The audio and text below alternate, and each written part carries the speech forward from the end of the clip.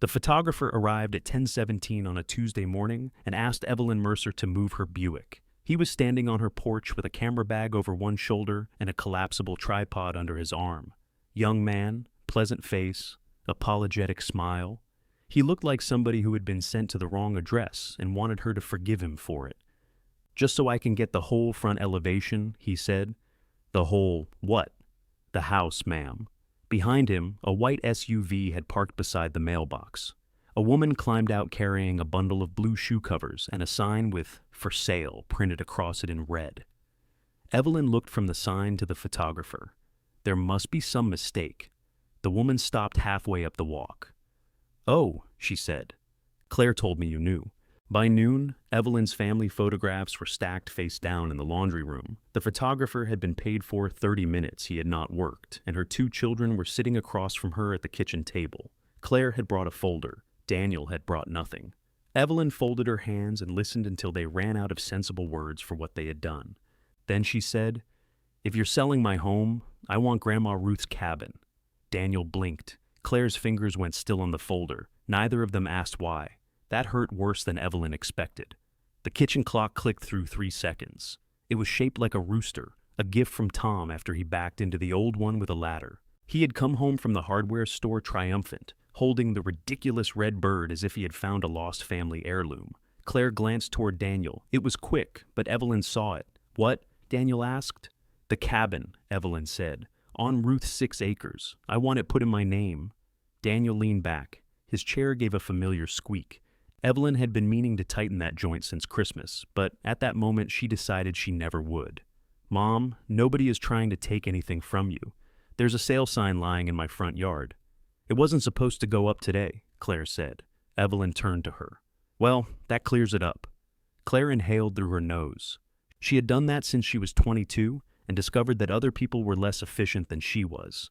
At 45, she wore her dark hair in a smooth chin-length cut and dressed in soft, neutral colors that made every room around her look untidy.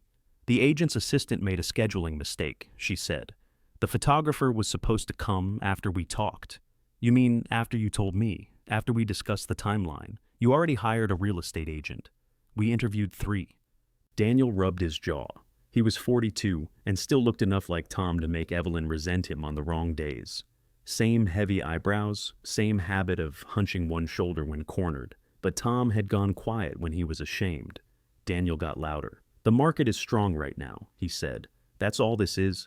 We've been talking about downsizing for a year. You've been talking. I've been living here. You said the place was too much. I said the gutters needed cleaning. You also said the upstairs pipes knock all night. They have knocked all night since 1998. Your father called it the house applauding." Daniel almost smiled. Claire did not. She opened the folder and slid out a sheet of paper. Colored bars crossed the page in green, yellow, and red. Evelyn recognized Claire's handiwork. Her daughter could make a dentist appointment look like a military campaign. "We're not saying you have to leave tomorrow," Claire said. "There's a standard closing period, and we can negotiate occupancy if necessary. I've already called Sycamore Landing. They have 2-bedroom units opening next month, across from the funeral home." "It is not across from the funeral home. I sat at that traffic light and looked straight at a row of caskets. That's a showroom, Mom. The actual funeral home is on the side street." Daniel reached for the page. 2 bedrooms, 1 bedroom plus a flex room. Then say 1 bedroom. It has a door and a closet. It doesn't have a window. Evelyn looked at both of them. "I'm touched you're arguing over the size of the room where you plan to store me." Claire closed her eyes. For half a second she looked tired rather than angry. Then the expression disappeared. "Nobody is storing you. A window would be nice if you are." "Mom, what?" "That. The comments.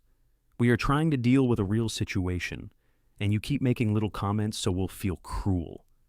Evelyn's mouth opened, but she did not answer immediately. Claire had always known where to press. Not hard, just accurately. On the counter behind Daniel sat a glass casserole dish with a yellow lid. Evelyn had driven it to Claire's house on Sunday evening because Claire mentioned during a phone call about something else, that she had worked through lunch 3 days in a row. Chicken, rice, mushrooms, the crunchy onions Claire claimed not to like, and always picked off the top first. The dish had come back washed. Claire never returned anything dirty. Did you know about the photographer? Evelyn asked Daniel. He stared at the colored chart. I knew Nina was getting things moving. Nina, the agent, the woman with the shoe covers? Yes. So Nina knows when I'm moving and I don't. No one has chosen a date, Claire said. You chose next month. I checked availability. You chose what furniture would fit too, I suppose. Claire's silence told her. Evelyn pushed her chair back. Where are my pictures? Nothing happened to them, Claire said quickly. Nina asked us to remove personal photographs for staging. Buyers need to imagine their own family in the house. They're in the laundry room, Daniel said. Claire looked at him. What? She asked. Evelyn walked out of the kitchen. Neither child followed for the first few seconds. That told her more than if they had rushed after her. The laundry room was at the back of the house, narrow and warm, with a shelf Tom had installed crooked above the washer. The photographs had been placed inside 2 plastic tubs, not dropped, not broken. Claire would never be careless. Evelyn lifted the first frame. Tom stood beside the Christmas tree in an old Tennessee sweatshirt, pretending surprise at a fishing rod he had selected, ordered, and wrapped for himself. The picture had sat on the living room bookcase for 16 years. Now, a square of darker wood showed where it had been. She found their wedding photograph beneath it, then Claire's college graduation, then Daniel at 27 with one arm around his father's shoulders. Adults in nearly every picture now.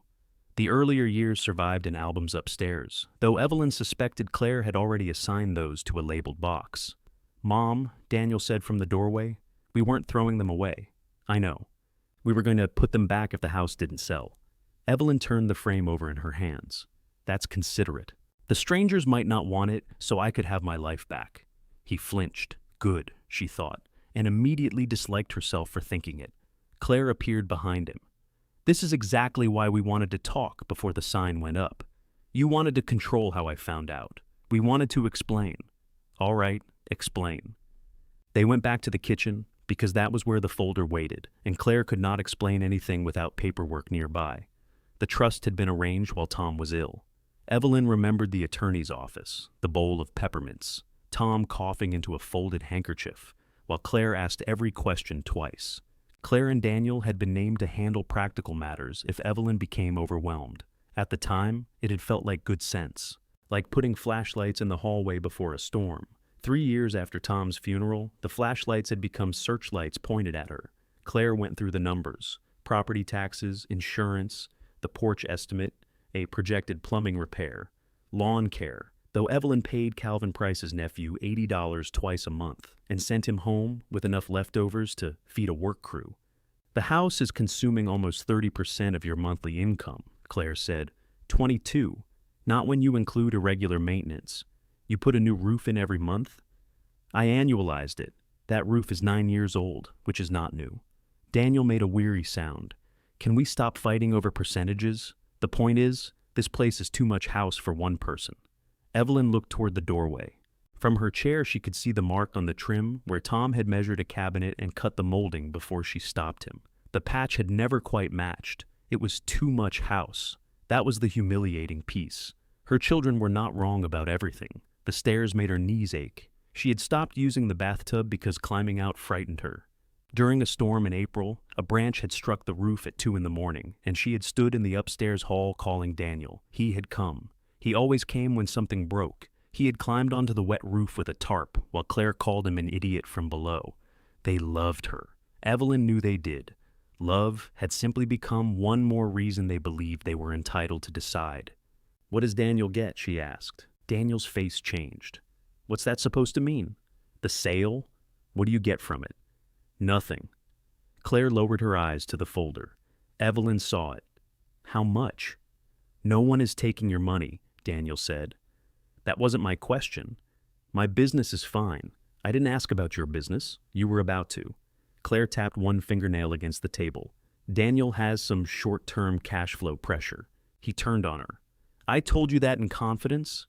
You also told me you weren't relying on proceeds from the house. I'm not. Evelyn waited. Daniel stood, paced 2 steps, then stopped at the sink.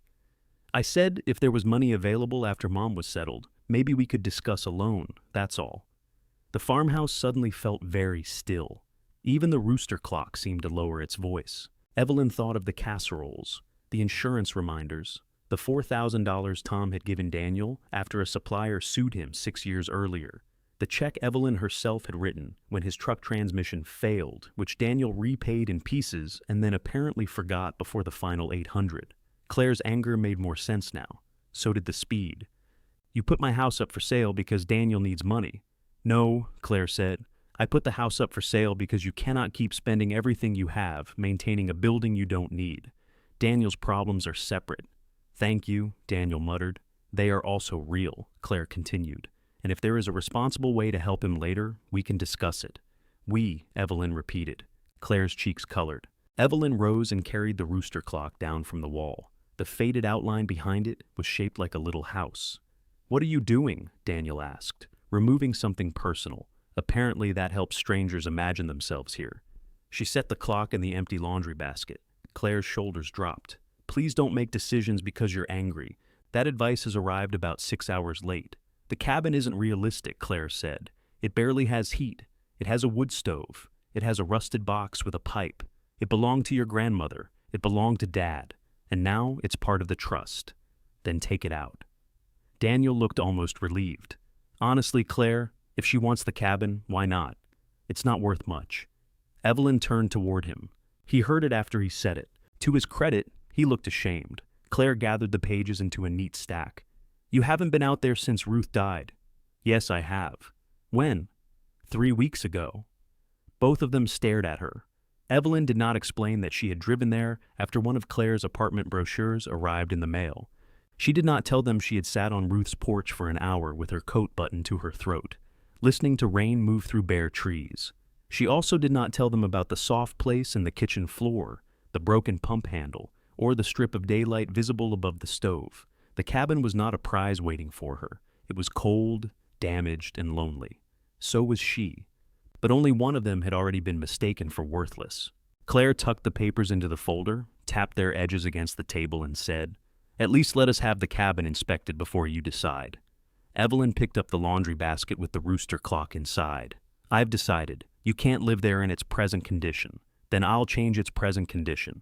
With what money? My money, which is exactly what we are trying to protect. Evelyn gave her a long look. You hired a photographer, chose an apartment, and removed my wedding picture without asking me. You've protected me right out of the conversation. Daniel came back to the table. Nobody's saying this was handled perfectly. Handled, Evelyn said. That's a nice word.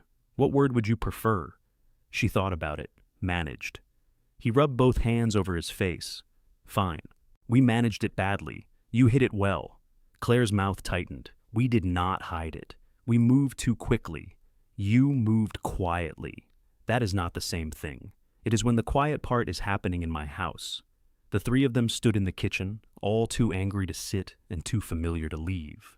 Outside, the photographer's tire marks curved through the damp gravel. The sale sign still lay near the walk, one metal stake pointing toward the porch. Daniel saw Evelyn looking at it. I'll put it in the garage. Take it with you. It belongs to Nina. Then Nina can put it in your yard until everyone who lives here knows what's happening. He opened his mouth, closed it, and went outside. Claire remained beside the table. Without Daniel between them, her confidence thinned. She laid one palm on the folder, as if it might slide away.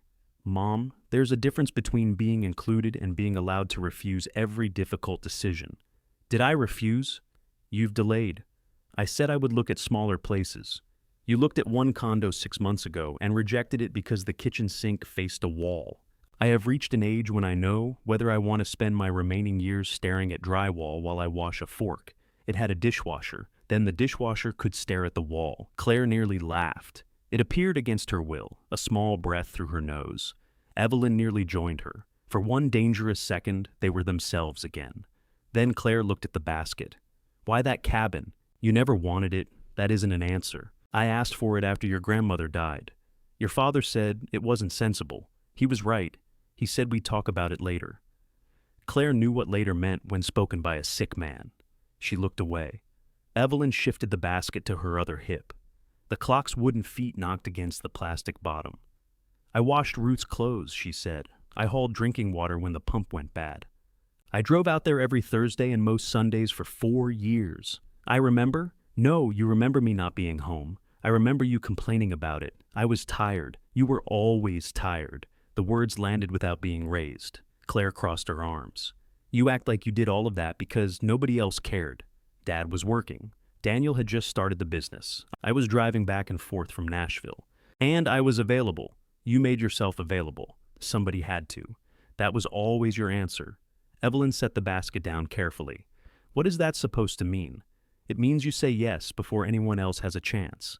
And then 10 years later, you tell the story, like the rest of us tied you to the stove. That is unfair. Is it? Daniel came through the back door with the sign tucked under his arm. Mud marked one knee of his jeans. Are we still doing this? He asked. Apparently we are doing everything today, Claire said. Evelyn looked at her daughter and saw not the organized woman with the folder, but the 23-year-old who had once refused to come home for Thanksgiving because Evelyn had rearranged Claire's entire weekend without asking. Evelyn had called her ungrateful. Tom had stayed out of it by replacing a perfectly good garbage disposal. Old arguments did not vanish. They learned to dress for dinner. You should have told me, Evelyn said. Claire's face hardened again. Yes. Before the agent, before the apartment. Yes. Before my photographs were turned to the wall. Yes. Each answer came flatter, but it came. Evelyn nodded. Cancel the showings. Mom, for 1 week. Daniel propped the sign beside the pantry. Nina has one scheduled Thursday. Then she can disappoint somebody. A week costs us momentum. No, Evelyn said. A week costs you patience. Claire looked at the ceiling, calculating damage only she could see. Finally, she pulled out her phone. 1 week. We get the cabin inspected during that week, and you look at the full cost of making it safe. Not charming, not nostalgic. Safe. Evelyn picked up the basket. I'll agree to look at the cost. And if it's impossible, I'll look very hard. That isn't what I asked. It's what I agreed to. Daniel muttered. Wonder where Claire gets it. Both women turned toward him. He raised his hands. I'm taking the sign to Nina. After they left, the house seemed insultingly normal. The refrigerator hummed. Sunlight crossed the clean rectangle on the living room bookcase. A load of towels sat damp in the washer because Evelyn had forgotten to start the dryer. She stood in the laundry room, surrounded by the things Claire had removed, and felt foolish for expecting the walls to take her side. She returned Tom's picture to the bookcase. The wedding photograph went back to the mantel. She hung the rooster clock in its pale outline, but it had stopped at 11:46. When she opened the battery compartment, there was no battery inside. Claire had removed it so the ticking would not interfere with the photographer. Evelyn found one in the junk drawer and pressed it into place. The second hand jerked forward.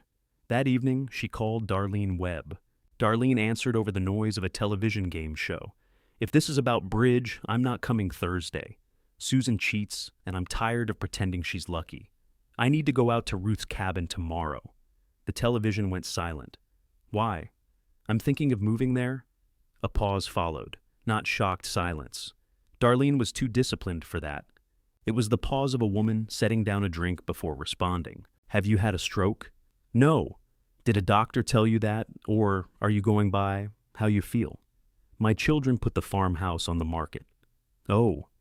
It was a small sound with room in it.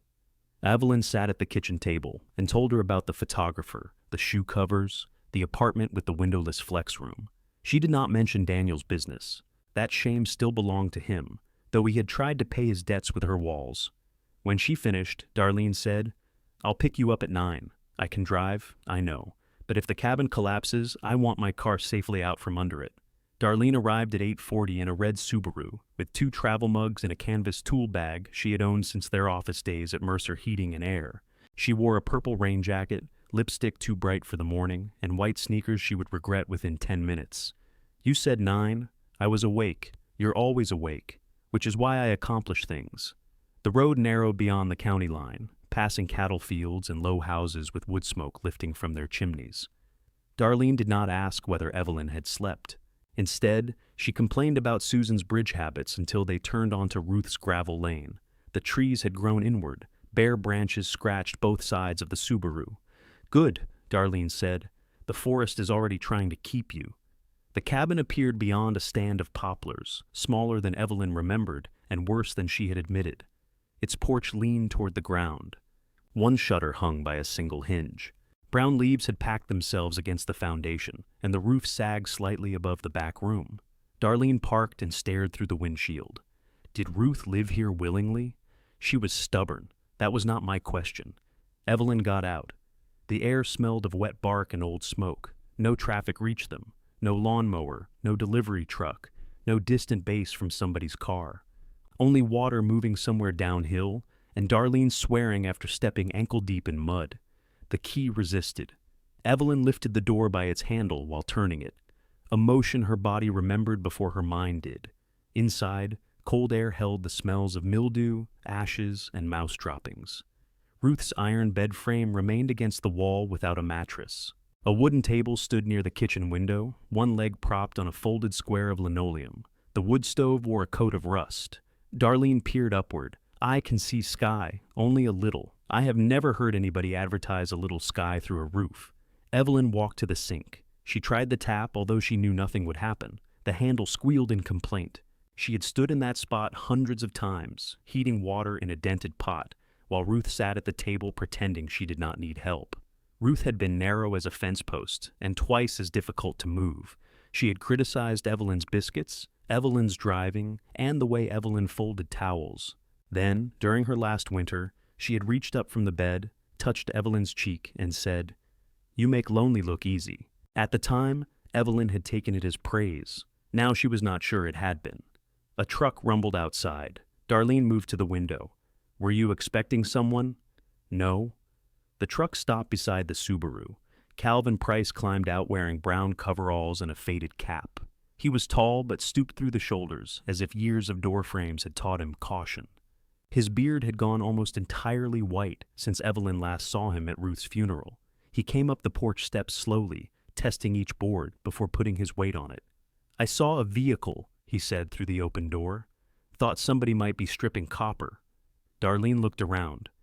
They'd have to bring copper first. Calvin's eyes settled on Evelyn. "You finally came back." "It was not a question. I've been back, not with company. This is Darlene." "We've met," Darlene said.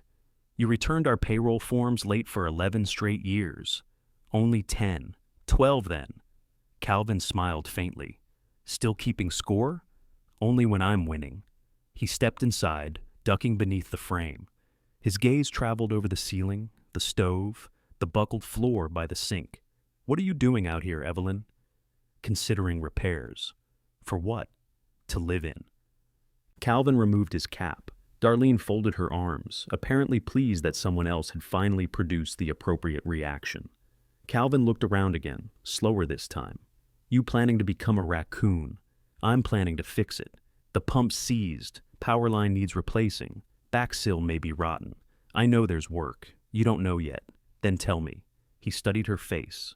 Calvin had known Tom since before Evelyn met him. He had also known Ruth well enough to ignore half of what she said and understand the other half. "Walk outside with me," he said. They circled the cabin. Calvin pointed without dramatics. Water damage under the back eave, porch posts sinking into the soil, flashing gone around the stovepipe. He pressed a pocket knife into one board, and the blade entered too easily. "Not a ruin," he finally said. "Not cheap either." Evelyn listened. Darlene asked questions. Calvin gave rough figures that added up faster than Evelyn wanted. When they reached the porch again, he said, "Sell the timber, tear this down, put something new here. That'd be the sensible route." "No, you didn't even think about it." "I've had 3 years to hear sensible." She went inside and put both hands on Ruth's uneven table. Outside, Calvin and Darlene spoke quietly, no doubt deciding which of them should remove the confused widow from the dangerous building. Evelyn looked at the strip of daylight above the stove. It was wider than she remembered. For the first time since the photographer came, she smiled. There was the first thing she would fix. Darlene found her standing on a chair with Calvin's flashlight between her teeth. "Get down!" Evelyn took the flashlight from her mouth. "I'm looking at the ceiling. You can look at it from the floor. It's not going anywhere. That appears to be the problem." Calvin stood in the doorway with his hands in his coverall pockets. She used to do the same thing to Tom. "Climb furniture?" Darlene asked. Pretend she couldn't hear sound advice. Evelyn stepped down. Tom's advice usually involved waiting until something got worse. He believed in gathering evidence. He believed the bucket under a leak was part of the roof. Calvin walked to the stove and tapped the pipe with one knuckle. A flake of rust drifted onto the hearth. "I can call a fellow about the roof," he said. "He'll tell you if the rafters are sound. I need somebody licensed. He is, and insured. He is, and willing to put that in writing." Calvin gave her a patient look. "You still doing everybody's paperwork?" "Only when they hope to be paid." Darlene leaned against the table. "Now I understand why you two never married after your spouses died. The flirting is intolerable." Evelyn turned so quickly she bumped the chair. Calvin, to his credit, did not. "I don't flirt before lunch." "That was flirting?" Evelyn asked. "Not good flirting," Darlene said. "But we're in the woods." Calvin put on his cap. The tops of his ears had turned pink. "I'll call Warren," he said. "He might come this afternoon." "Tell him I'm collecting written estimates," Evelyn said. "He'll be thrilled. And ask if he knows an electrician." Calvin paused on the porch. "You haven't decided whether the place is repairable. I'm deciding how." After he left, Darlene opened the canvas bag and removed a yellow legal pad, a tape measure, work gloves, and 2 protein bars that looked old enough to vote. "What?" she said when Evelyn stared. "You packed for this." "I packed for a cabin owned by the Mercer family. I worked for you people." "I know optimism was never accompanied by proper equipment." They measured the rooms. Darlene called out numbers while Evelyn drew an uneven floor plan. The cabin's front room was larger than she remembered, though that impression may have come from the absence of Ruth's belongings. A narrow bedroom opened off one side. The back room held the sink, stove, and a crooked row of cabinets Ruth had painted pale green. "Where would you put a bathroom?" Darlene asked. Ruth had one. Darlene looked toward the stained curtain hanging in the corner. She had a toilet with ambition. It worked. It was 4 feet from the kitchen table. Ruth liked convenience. "You cannot have guests eating pie beside your toilet. I can choose guests with strong stomachs." Darlene wrote plumbing in large capital letters and underlined it twice. Warren arrived after 1 in a truck that had once been blue. He was broad, gray-haired, and economical with greetings. Calvin had apparently told him enough, because he brought a ladder and did not ask why Evelyn wanted the place repaired. For 40 minutes he climbed, pressed, measured, and made low noises that Evelyn could not interpret. She followed him until he asked her to stop standing under the ladder. "The good news," he finally said, "is the main rafters are old growth. Better lumber than you could afford now." Darlene nodded. "And the bad news? Everything between the good lumber and the ground." He smiled when he said it, but the estimate he wrote did not. The roof could be stabilized and replaced without rebuilding the whole cabin. The back sill needed attention. The porch was unsafe on the left side. If Evelyn kept the metal roof, instead of changing to shingles, she could save some money. If she accepted mismatched tin, she could save more. "Mismatched is traditional," Evelyn said. Warren folded his copy of the estimate. Calvin said, "You might have bookkeeping work to trade. For the sawmill, he owes me for a load of oak." Darlene looked at Evelyn. "Apparently we have entered a woodland economy." Warren agreed to price part of the labor against Calvin's debt, provided Calvin agreed. It did not make the roof cheap. It made it possible enough to be dangerous. By the time Evelyn and Darlene left, mud had dried in pale fans across Darlene's white sneakers. They stopped at a diner near the highway, where Darlene ordered a salad and then ate half of Evelyn's fries. "So," she said, "how much do you have?" Evelyn added cream to her coffee, although she normally drank it black. "For repairs." "For the whole adventure. Roof, power, plumbing, heat, whatever happens when somebody looks behind a wall. I have savings." That is a phrase people use when they don't want to say a number. "I can cover the roof and electrical. And the rest, the farmhouse sale will provide a repair allowance." "According to Claire?" "According to me." Darlene put down a fry. "Ah. What? That sounded expensive." Evelyn looked through the diner window at trucks passing on the wet highway. "They want the farmhouse more than they want the cabin. That doesn't mean they'll agree to whatever you ask. I'm not asking for whatever. I'm asking for safe heat, water, a sound roof, and a bathroom that doesn't ruin pie. Very moderate, it is. You are trading a valuable home for a cabin that currently has indoor weather. I'm not trading houses. The farmhouse is being sold, whether I choose the cabin or not. That does not mean the cabin is your only other choice." "I know." Darlene waited. Evelyn stirred coffee she did not need to stir. "When I'm in that apartment, I can already hear Claire telling me which pictures make the room look crowded. You could tell her to go home. I could. You could tell her now. I have. No. You told her she handled this badly. You have not told either of them to stop handling you. Evelyn set down the spoon. Across the diner, a waitress tied on a clean apron, while the departing waitress counted cash into her palm. Small, ordinary transfers of responsibility. One person asked, the other answered. Nobody called it care while keeping the first person ignorant. What if I can't manage it? Evelyn asked. Darlene softened, which was more frightening than her bluntness. Then you leave. Moving into a cabin is not a blood oath. It will look like they were right. People we love are right all the time. It's one of their worst qualities. Evelyn laughed despite herself. Darlene reached across the table and covered her hand. I think you can do it. I also think the first cold night you spend out there will make Sycamore Landing look like the Ritz. The sink faces a window at the cabin. There is currently no window glass. Details. When Evelyn returned home, a strip of blue painter's tape was stuck to the dining table. Lot 14 had been written on it in black marker. She put down her purse. More pieces of tape had appeared throughout the room. Lot 16 on the sideboard. Lot 19 on the brass floor lamp.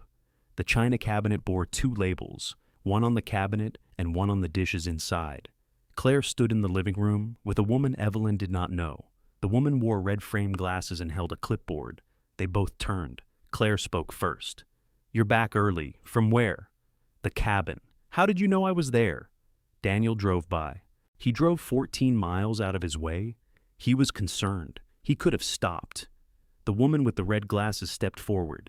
Mrs. Mercer, I'm Paula Givens. I handle estate and downsizing sales. Claire asked me to do a preliminary inventory. Evelyn looked at the blue tape on the sideboard. Take those off? Paula's fingers tightened around her clipboard. Of course. Mom, this is only an assessment, Claire said. Nothing is being sold. Then nothing needs a number. We need to know what will fit wherever you move. I own a measuring tape. Paula began peeling off labels. She moved quickly but not quickly enough to hide her embarrassment. Evelyn helped her with none of them. In the dining room, she put one hand on the table. Tom had bought it from an unfinished furniture store during their 4th year in the farmhouse. They had stained it in the garage, arguing over whether the color was too dark. A pale ring remained where Daniel set down a hot pan. One Thanksgiving, and lied about it for 3 days. Leave that one, Claire told Paula. Evelyn turned. Why? Because Daniel already spoke to someone about the table. The room tilted, not dramatically, just enough for Evelyn to put both palms on the wood.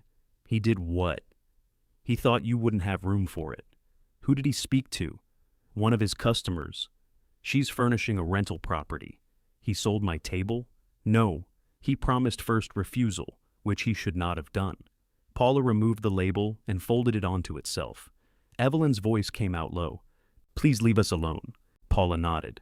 I'm sorry, Mrs. Mercer. This isn't your fault. Claire walked her to the front door.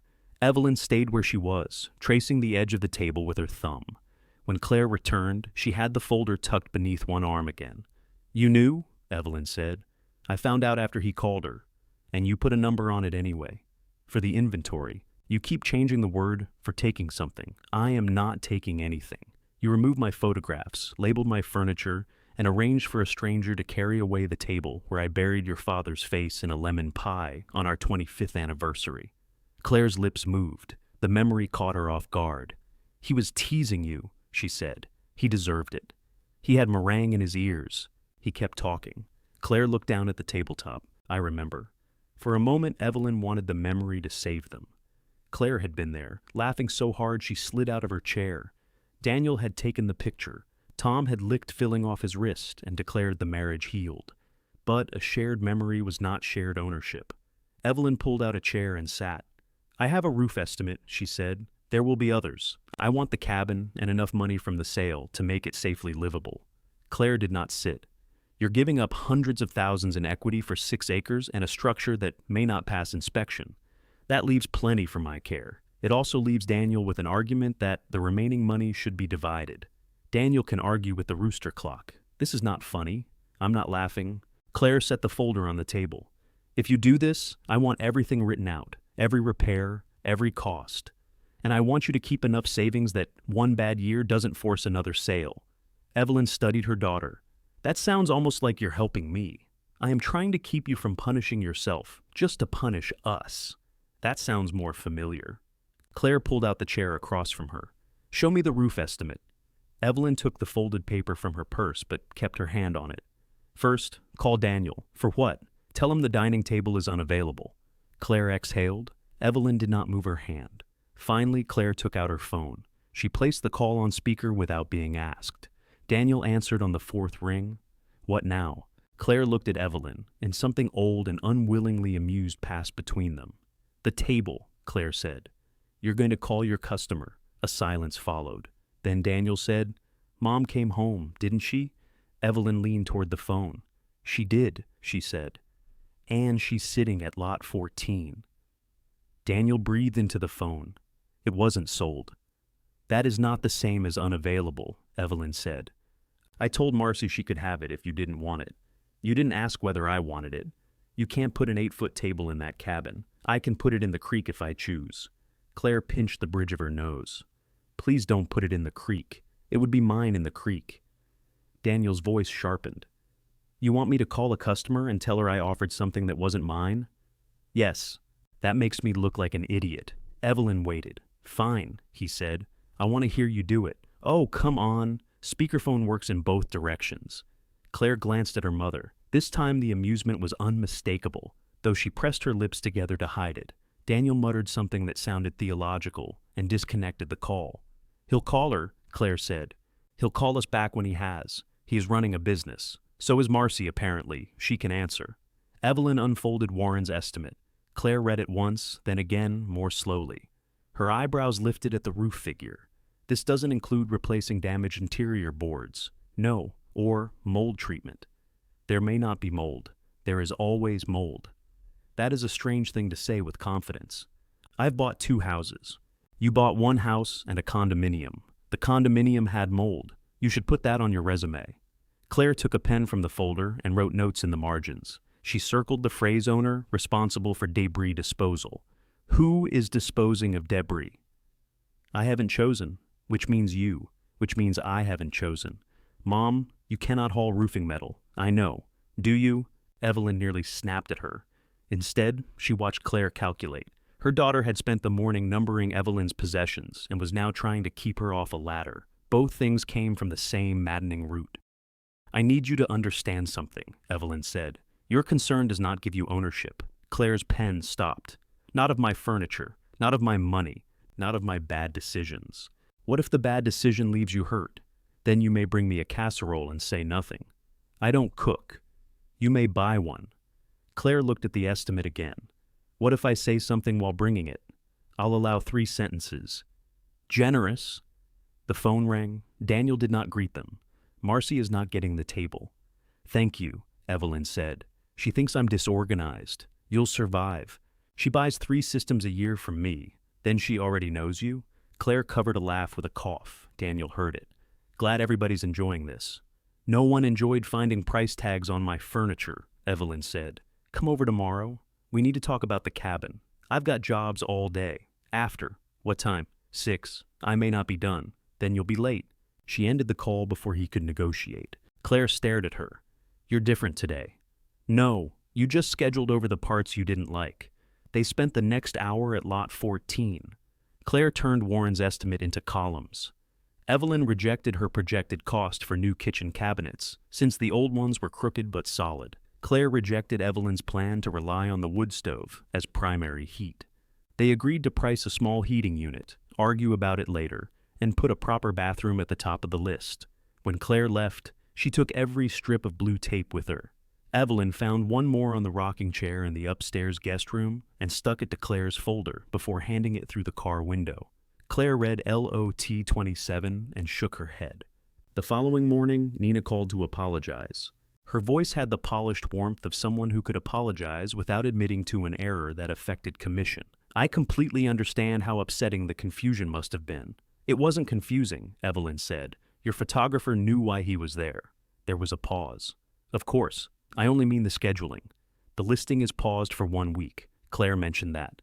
I do want you to know we've already had considerable interest. You had 1 photograph of the outside.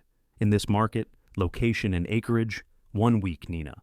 After the call, Evelyn wrote the date on the kitchen calendar. The square already contained Claire's neat handwriting. Photography, 10 a.m. No question mark. No note to call first. Evelyn tore out the whole calendar page, then felt childish and taped it back in. At 11, she drove to the cabin to meet the electrician. Calvin was already there, removing fallen limbs from the yard. He had brought a chainsaw, a thermos, and the irritating confidence of a person who had not been invited but expected to be useful. "You don't need to clear all that," Evelyn said. "I'm not. You have 3 piles. One's firewood. What are the other 2? Not firewood."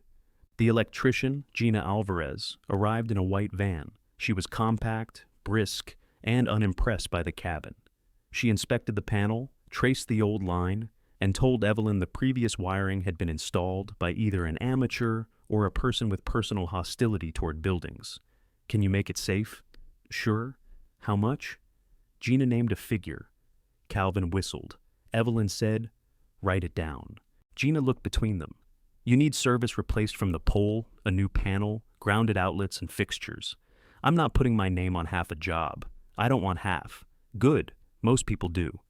A car crunched along the lane before Gina finished.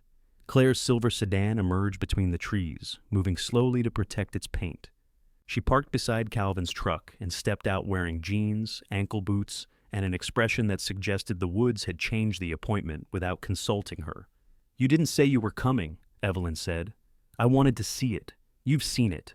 Not since Grandma Ruth was alive." Calvin nodded toward her boots. "Ground's soft behind the house. I can see that." Darlene would have enjoyed Claire and Calvin. Evelyn made a note not to arrange it too soon. Inside, Claire stood beneath the damaged roof and looked up at the line of daylight. She did not make a joke. She walked through the bedroom, tried the pump, and examined the curtain toilet. "That cannot stay." "Your mother already agreed," Gina said from beside the panel. Claire turned. "And you are?" "The person trying to prevent this place from burning down." "Good. Thank you." Gina handed Evelyn the written estimate. Claire held out her hand. Evelyn folded the paper and put it in her purse. Claire's hand remained between them for a second before she lowered it. "May I see it?" "When we sit down. We are standing in the thing it describes. And I am paying for it." Calvin picked up his thermos and quietly went outside. Gina suddenly became fascinated by a wall outlet. Claire's jaw tightened. "This isn't about the estimate. It is a little about the estimate. I said I was wrong. You said you moved too quickly. I said we should have told you. After I made you, what do you want from me?"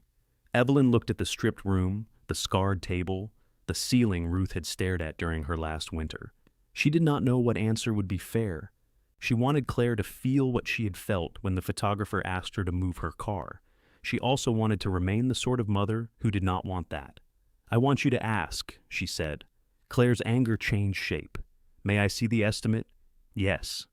Evelyn took it from her purse. Gina went outside to inspect the route from the pole.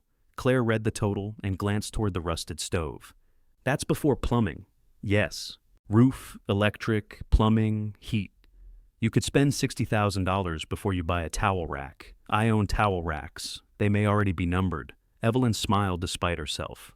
Paula took the numbers. Claire folded the estimate along its existing crease and gave it back. "Show me the bathroom plan." They measured the corner beside the bedroom. Claire suggested removing part of a closet to gain enough space for a shower. Evelyn objected until she stood inside the curtained toilet area with her elbows out and struck both walls. "All right," she said. "Some closet, most of it, some." Claire used Gina's pencil to mark a possible wall line on a scrap of cardboard. For 20 minutes, they spoke only in dimensions and costs. It was the easiest conversation they had managed in months. Then Claire stepped backward onto a soft board. The floor gave a sharp crack. Her foot dropped through to the ankle, and she grabbed Evelyn's shoulder. Calvin was inside almost immediately. "Don't pull," he said. "There may be nails." "I'm fine," Claire snapped. "You can be fine after I get your foot out." He knelt, worked the broken board away, and lifted Claire's boot free. A shallow scrape crossed the leather. Her ankle moved without pain. Evelyn's heart did not receive the information. It hammered as if Claire were still falling. "You could have been hurt," she said. Claire stared at the hole. "So could you." "I knew the floor was soft. Did you know it was gone? It isn't gone. There's dirt under it. That's where dirt traditionally goes. Claire looked at Calvin. Is all of this floor bad? Won't know until we open it. How much? Won't know until we open it? People keep saying that. Houses are rude about certainty. Claire stepped carefully to solid boards. Mom, you would not let me live here. I'm not asking you to. That is not the point. Then what is? Claire brushed dust from her jeans, though none had reached them. The point is, if I told you I was moving into a building with a failing roof, rotten floor, no reliable water, and a toilet beside the stove, you would show up with a folder and have me committed. I would show up with soup. You'd show up with contractors. Evelyn could not deny it. Claire walked outside. Evelyn followed, expecting another argument. Instead, her daughter went to Calvin's truck, opened the tailgate without permission, and picked up a red-handled pry bar. Calvin came onto the porch. You know how to use that? No. He took it from her, turned it around, and handed it back. Claire looked at Evelyn. If we open the floor, will you agree not to sign anything until we know what's underneath? I haven't been given anything to sign. You know what I mean? Evelyn considered the porch, the roof, the estimates folded in her purse. Then she looked at her daughter's scraped boot. I'll wait, she said. But I decide what the answer means. Claire nodded. Together, under Calvin's watch, they pried up the first board. The board came up with a wet groan. Beneath it, one joist had darkened nearly black along the top. The next was stained but firm. Calvin pressed the point of his knife into both, then crawled farther under the kitchen with a flashlight, while Claire stood above the opening, gripping the pry bar as if she had personally uncovered a grave. Well, she called, still looking. How long does looking take? Longer when somebody keeps asking. Evelyn sat at Ruth's table. Her hands were cold. She wrapped them around Calvin's thermos without drinking from it. Gina came back inside and leaned over the open floor. I've seen worse. Claire looked at her. Today? This month. That is not comforting. Wasn't meant to be. Calvin emerged dusty at the shoulders. Leak by the sink got into the sill and the first 3 joists. Rest looks dry. There's room to sister them if we pull this section. Claire glanced at Evelyn. In English, bad wood comes out. Good wood goes beside what stays. How much? Calvin looked offended. I just came out from under the house. You charge by the foot, the hour, or the mystery. Evelyn pressed her lips together. Calvin wiped his knife on a rag. I can price lumber this afternoon. Labor depends on how much flooring lifts clean. Can you give us a worst case? Sure. Whole place falls into a sinkhole and we're all swallowed. Claire stared at him. He put the knife away. I'll give you a number tomorrow. Outside, Gina started her van. Before leaving, she told Evelyn she could begin the following week if the service work was approved by Friday. Evelyn thanked her and kept the estimate in her purse. Claire waited until the van disappeared down the lane. You were not approving anything today. We agreed I wouldn't. I know. I'm repeating it because you have a look. What look? The same one you had before you ordered an industrial mixer for Dad's office Christmas party. That mixer served us for 20 years. It weighed 140 pounds. Your father liked mashed potatoes. Calvin carried the rotten board onto the porch. I'll cover the opening. Don't step on the plywood after dark. I won't be here after dark, Evelyn said. He gave her a look that suggested he had not forgotten the mattress in the corner. Good. Claire saw it too. Have you slept here? Once? Recently? 3 weeks ago? In this cabin? There isn't another one. Before the electricity was checked? The lights worked. Gina's van had not raised enough dust to hide Claire's expression.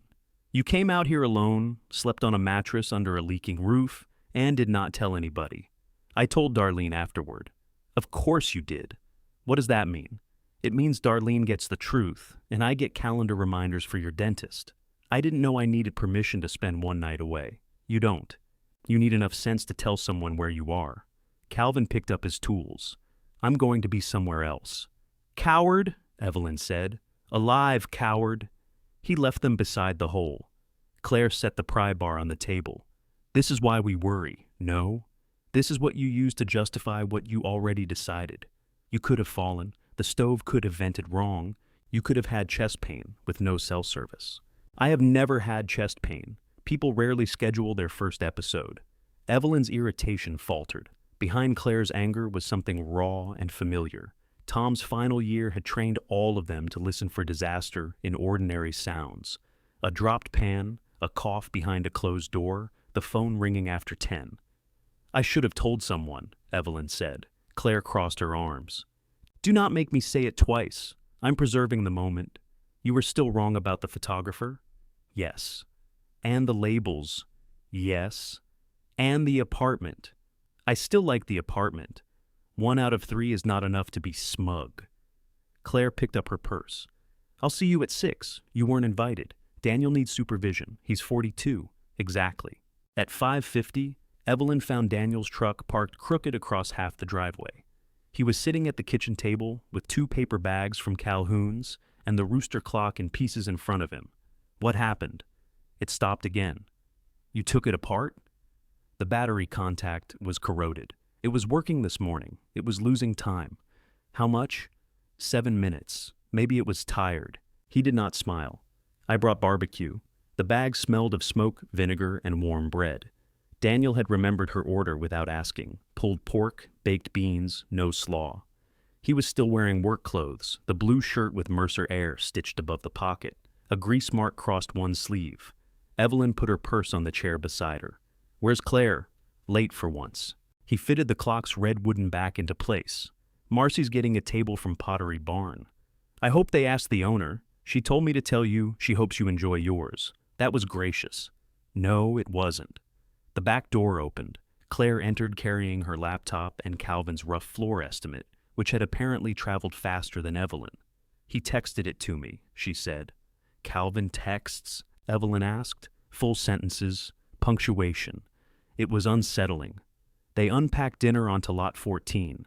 Daniel had brought enough for 6 people and only 2 forks. Claire found a third in the drawer. For several minutes they ate without discussing the house. Daniel described a customer who insisted her upstairs was haunted because one bedroom stayed colder than the others. Claire asked whether he fixed the ghost. He said he'd charge it for a duct repair. Evelyn laughed, and the sound surprised all 3 of them. Then Claire opened her laptop. Daniel pointed his fork at it. "Can we finish eating first? We're here to discuss numbers. We are discussing ghosts. Mom has 3 repair estimates now. 2 and a guess from Calvin. A conservative guess." Daniel looked at the total on the screen and stopped chewing. "That much?" "It's an old building," Evelyn said. "It's a hunting shack. Your grandmother lived there 31 years. She also kept bacon grease in a coffee can beside the stove. So did half of Tennessee. She didn't refrigerate it, she used it. That doesn't make it safe." Claire turned the laptop so both could see. She had listed the cabin's conservative value, the projected farmhouse proceeds, selling costs, Evelyn's savings, expected moving expenses, and a repair reserve with an extra line for unforeseen work. Daniel stared at the bottom figure. "You'd be giving up that much?" Evelyn set down her fork. "I would take the cabin, enough to make it livable, and enough savings to remain independent. The rest can stay invested for my future care. Then nobody gets anything from the sale." "Your mother gets housing," Claire said. "She already has housing." "Which you put on the market," Evelyn said. Daniel pushed back from the table. "I'm not the only one who thought selling was a good idea." "No," Claire said. "You were only the one who spent the proceeds in advance. I did not spend anything. You called it bridge money. I said a loan might bridge the slow season." "When did the slow season begin?" Evelyn asked. He wiped his mouth with a paper napkin. "I lost 2 commercial accounts. One building changed owners, and the other went with a company out of Chattanooga." "How far behind are you?" "I'm not behind." Claire looked at him. "I'm stretched," he corrected. "How far?" 48, maybe 50 by the end of next month. Evelyn felt the number in her stomach. Not ruin perhaps, but not a transmission repair either. "What happens if you don't get it?" "I cut staff, sell a truck, stop taking bigger jobs until I build reserves back, then do that." Daniel looked at her as if she had spoken in another language. "You told me never to shrink out of fear. I also told you not to promise things that belong to other people. This isn't about the table. It is the same habit. I asked Claire about a loan. You asked Claire about my money. I was going to ask you." "When?" "When the house sold. After I was in the flex room." His face reddened. "Why are you making me sound like I wanted to throw you out?" "I don't know what you wanted, Daniel. You did all of it before speaking to me." He stood and carried his plate to the sink. Evelyn heard it hit the basin too hard. Claire closed the laptop halfway. This is why I wanted the sale proceeds protected, not divided. You also said helping him responsibly was possible, Evelyn said. I said we could discuss it. Why does everyone discuss my things when I'm not there? Neither answered. Daniel turned from the sink. You helped Dad. He borrowed against this house twice for the company. Your father discussed it with me at this table, and you said yes, sometimes. He told me you always backed him. He liked remembering the yeses. Daniel looked toward the dark window above the sink. His reflection floated there, shoulders slumped. Evelyn softened her voice. I am sorry you lost those accounts. That doesn't pay Jerry and Luis. No, they've been with me for years, I know. If I cut them, they may not come back. I know that too. He faced her again. Then, how can you sit there and spend $60,000 on a shack? Because it is my $60,000. The answer hurt him. She saw it. It hurt her too, but hurt did not make it false. Claire opened the laptop fully. The listing resumes Monday only if the cabin transfer and repair reserve are part of the same agreement. Nothing moves separately. Daniel laughed once without humor. You're taking her side now? I'm taking the side where Mom knows what's happening to Mom. I thought the house was draining her. It is. I thought the cabin was insane. It may be. Strong plan. Claire's voice sharpened. The plan changed when she said no. Daniel looked between them and understood that whatever alliance had placed the sale sign in the yard no longer existed. So that's it, he said. We sell the house, Mom buries money in the woods, and I fire people. Evelyn stood. No. You go home, open your books, and decide what your business can survive. I will do the same with my life. He grabbed his keys. At the doorway, he glanced toward the table. I'm glad you got lot 14 back. The words might have been cruel if his voice had not cracked on 14. After his truck left, Evelyn began stacking the plates. Claire took them from her. I'll clean. You don't cook. I understand water. At the sink, she looked at the rooster clock spread open beside the barbecue sauce. He fixed it, she said. I know. He always fixes the thing beside the thing he can't fix. Evelyn handed her the dish towel. Your father taught him. Together they reassembled the clock. When Evelyn hung it back in its pale outline, the second hand moved cleanly. 7 minutes late, but moving. The photographer returned on Monday at 10. This time, Evelyn was waiting on the porch with her Buick keys in one hand and a list of conditions in the other. He stopped at the bottom step. I can come back. No. You came when you were told. What's your name? Eli. Eli, you may photograph the rooms Nina prepared. You may move a lamp if you put it back. You may not open drawers, closets, or the refrigerator. I don't usually photograph refrigerators. Good, you'll continue not to. He accepted the paper with a solemnity that made her suspect he was trying not to smile. The for sale sign went into the yard after Evelyn watched Nina install it. Nina wore the same calm expression and offered no blue shoe covers until Evelyn asked for a pair. Evelyn put them over her slippers, walked through her own house, and listened, while Nina explained why the rooms had been rearranged. The dining table stayed, the photographs did not. Evelyn had packed them herself this time, wrapping each frame in a towel and placing it in a cardboard box labeled, Keep With Me. Tom's Christmas picture lay on top. She took down the rooster clock last. Kitchen clocks can make a photograph look dated, Nina said. It is dated. That's how clocks work. Nina smiled carefully. We want buyers focused on the space. Evelyn put the clock in the laundry basket. Then they can imagine where they'd hang their own. She moved the Buick without being asked. From across the road, the farmhouse looked composed and distant. Sunlight shone on the upper windows. The porch rail hid its worst patch of rot behind a potted fern Nina had brought. Evelyn wondered how many years could be removed from a house with fresh towels and a bowl of green apples. Eli came outside 40 minutes later.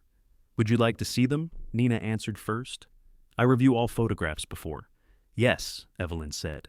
He showed her the images on the back of his camera. The living room seemed twice its size without Tom's recliner. The kitchen counters were empty except for the green apples. Her bedroom looked like a hotel room occupied by no one. They're good, she told him. He hesitated. Do you want one with the clock? Nina's eyes closed briefly. Evelyn looked at the laundry basket. No, she said. The clock is coming with me. The first showing occurred that afternoon. Nina asked Evelyn to leave for an hour, so she drove to Calvin's sawmill with a banker's box of invoices balanced on the passenger seat. His office occupied a small building beside an open-sided shed. The place smelled of pine, diesel, and burnt coffee. Calvin's desk held 3 months of receipts, 2 coffee mugs, a spark plug, and a sandwich in a plastic bag. Lunch shouldn't touch payroll, Evelyn said. They get along. Nothing on this desk gets along. He set Warren's invoice on top of the pile. Roof starts Wednesday if weather holds. Did you agree to the lumber trade? I did. How much credit? Calvin named the figure. That's too low. It's fair. For you. I'm the one offering it. You owe Warren more than that. He doesn't remember exactly. I do. Calvin sat in the chair opposite her own. You always this cheerful when somebody helps? I'm cheerful when numbers behave. They don't. They do if you stop feeding them sandwiches. For 2 hours, she sorted his receipts into categories and entered expenses into an accounting program he had not opened since January. The work steadied her. Numbers did not pretend. $1 could be spent badly, but it could not claim it had moved too quickly out of concern. Calvin made fresh coffee. It was worse than the burnt coffee. You planning to do this every week? He asked. Until the labor credit is covered. You're worth more per hour than hauling old receipts. Then organize them before I arrive. That sounds like management. It is. You'll survive. When she returned to the farmhouse, a white business card lay on the kitchen counter. Nina had written "promising" across the back. Evelyn placed the rooster clock in its outline and reset it. 7 minutes had become part of its personality. The promising buyers made no offer. 2 other groups came the following day. One complained about the upstairs bathroom. Another asked whether the wall between the kitchen and dining room was load-bearing. It is holding up the ceiling, Evelyn told Nina afterward. That seems like a burden. Open concepts remain popular. So do walls. Most houses still have them. Nina began scheduling showings during cabin appointments, so Evelyn would not have to drive around waiting for strangers to finish imagining her gone. Warren and 2 men started on the roof Wednesday morning. By 9, sheets of old metal lay stacked in the yard. The strip of daylight above the stove expanded into an entire blue rectangle. Darlene arrived carrying folding chairs and a grocery bag. I brought lunch. You brought crackers. I brought cheese too. Then it's a reception. They sat beneath a poplar while hammers sounded above them. Calvin brought over a cooler of bottled water. Gina marked outlet locations inside the cabin with pieces of orange tape, which made Evelyn flinch until she read the labels. Power, not lot. The repair work produced decisions faster than she could make them. Outlet here or there. Keep the old stove or remove it. Insulate the back wall now or pay more later. Warren uncovered water damage above the bedroom window that added 2 days of labor. Gina discovered the power pole needed a brace. Every answer had a price. Evelyn wrote them all in a notebook. At night, she sat at lot 14 with a calculator, while the house waited around her, staged and quiet. She reduced the kitchen budget. She crossed out new flooring in the bedroom and decided to sand what remained. She postponed replacing the green cabinets. The following Friday, Nina called at 7:30 in the morning. We have an offer. Evelyn was still in her robe. People make offers before breakfast? They sent it last night. Then you had it last night. I wanted to speak to Claire and Daniel first. Evelyn said nothing. Nina recovered quickly. To confirm the trust requirements. Of course. The offer came from Patricia and Wayne Holloway, a married couple relocating from Atlanta. They had toured the house during the Wednesday roof work. They offered slightly below asking price, but requested a fast closing and most of the dining room furniture. The table is not included, Evelyn said. I told them it was excluded. Then why is it on the request? Buyers sometimes ask. People ask for things they've been told they can't have. Nina paused. Often. Evelyn looked at the table. Marcy wanted it. The Holloways wanted it. Daniel had wanted it gone because it would not fit in the cabin. She wondered whether the table had always been this desirable or only became so when she said it was hers. Claire and Daniel arrived before 9. Daniel brought coffee for everyone, but handed Evelyn's cup to Claire by mistake. He looked tired. The Mercer Air shirt he wore had been ironed, something Evelyn had never seen. They sat around the requested table while Nina joined by phone. Claire walked through the offer line by line. The price was reasonable. The inspection period was short. The closing date was 28 days away. Evelyn's chest tightened. That's too soon. The cabin roof will be finished next week, Claire said. A roof is not a house. We can request 45 days. They may walk, Daniel said. Claire looked at him. then they walk. It was the first time she had said it without calculation. Daniel's mouth tightened, but he nodded. Nina suggested a temporary occupancy agreement. The Holloways could close in 28 days, and Evelyn could remain in the farmhouse for 2 additional weeks. Pay rent in my own home, Evelyn said. Technically, after closing, no. Claire drew a line through the option. Daniel turned his coffee cup between his palms. Could you stay with Darlene? Could you? My house has stairs. So does this one. I mean, you'd have privacy at Darlene's. What he means, Claire said, is Daniel's guest room is full of ductwork. It's organized ductwork. I am not moving into either house, Evelyn said. Daniel frowned. Why not? Because Claire would measure her medication bottles, and Daniel would come home at odd hours with company problems stuck to his clothes. Because a guest room came with gratitude due every morning. Because she had spent 43 years arranging her days around other people and could not bear to begin again under somebody else's roof. The cabin will be ready, she said. Claire looked at the repair schedule. The bathroom may not be. I can stay here until it is. The buyers want possession, then ask for 35 days and 7 more if plumbing is delayed. Daniel leaned back. That's oddly specific. I spoke to the plumber. You found a plumber? Darlene found a plumber. He says ma'am too often, but his references are good. Claire added the dates to the counteroffer. Nina asked about the cabin transfer. It happens before I sign the final sale documents, Evelyn said. The attorney can prepare, and the repair reserve is funded from the proceeds, Claire added, the amount we discussed. Daniel stared at her. The full amount? The conservative budget plus contingency. That leaves money sitting unused. It leaves Mom able to replace a water heater without calling us. I would call a plumber, Evelyn said.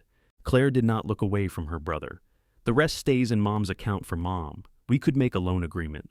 No, Evelyn said. I have contracts coming. No, I brought my books. He lifted a thin black case from the floor. Evelyn had not noticed it beside his chair. I went through everything, he continued. If I can cover 2 months, I won't have to cut anybody. I can pay it back by spring. Claire glanced at the case, then at Evelyn. For one terrible moment, Evelyn wanted to open it. She knew the old company, knew the rhythm of slow months and bad customers. She could probably find expenses to cut. She could call Jerry and Luis and ask what Daniel had not told her. She could rescue him so thoroughly he might never understand what the rescue cost. Instead, she pushed the case toward him with one finger. I'm not opening your books. His face fell. I thought you'd want facts. I want you to have them. Mom, I will help you think. I will not give you money. What's the difference? You'll remember the answer longer. Nina remained silent on the phone. Claire studied the counteroffer as if it required her full attention. Daniel put the case back on the floor. All right, he said. The words were quiet and adult. They frightened Evelyn more than anger. The Holloways accepted 35 days, the possible 7-day extension, and the exclusion of the dining table. They requested the green apples left on the kitchen counter. Nina laughed when she read that part. Evelyn did not. Those belong to you.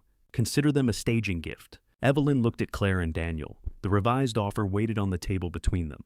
Then she signed her name. After everyone left, she carried the apples to the porch and set them beside the sale sign. By evening, Deer had eaten 3. The 4th apple rolled beneath the hydrangea and stayed there, bright green against the mulch. Evelyn left it. On Saturday, Claire arrived with empty boxes, packing paper, and 4 rolls of tape. The tape was not blue. 1 roll was green, 1 yellow, 1 red, and 1 white. Evelyn stood in the front hall examining them. What do the colors mean? Green goes to the cabin, yellow goes into temporary storage, red is donate or sell, white is family. You brought a system, I brought options. Did you number anything? No. Did you invite Paula? No. Did you tell Daniel? Claire set the boxes down. He hasn't answered me since Friday. He answered me. When? Last night. I asked if he wanted the mounted fish from the upstairs hall. What did he say? He said burn it. That's practically a conversation. The fish had belonged to Tom, and had never been as large as the story attached to it. Its glass eye followed Evelyn up the stairs every night. She placed a red strip of tape on the frame. Claire noticed. You're donating Dad's fish? I've done my time. They began in the living room. Evelyn packed Tom's Christmas photograph, then unpacked it because the towel around it seemed too thin. Claire wrapped it in 3 layers of paper without comment. Each object required a small trial. The ceramic bowl Claire had made in college stayed. 2 silver candlesticks Evelyn had polished for years and never liked went into the donation box. Tom's recliner received a yellow strip because Daniel had not decided whether he wanted it.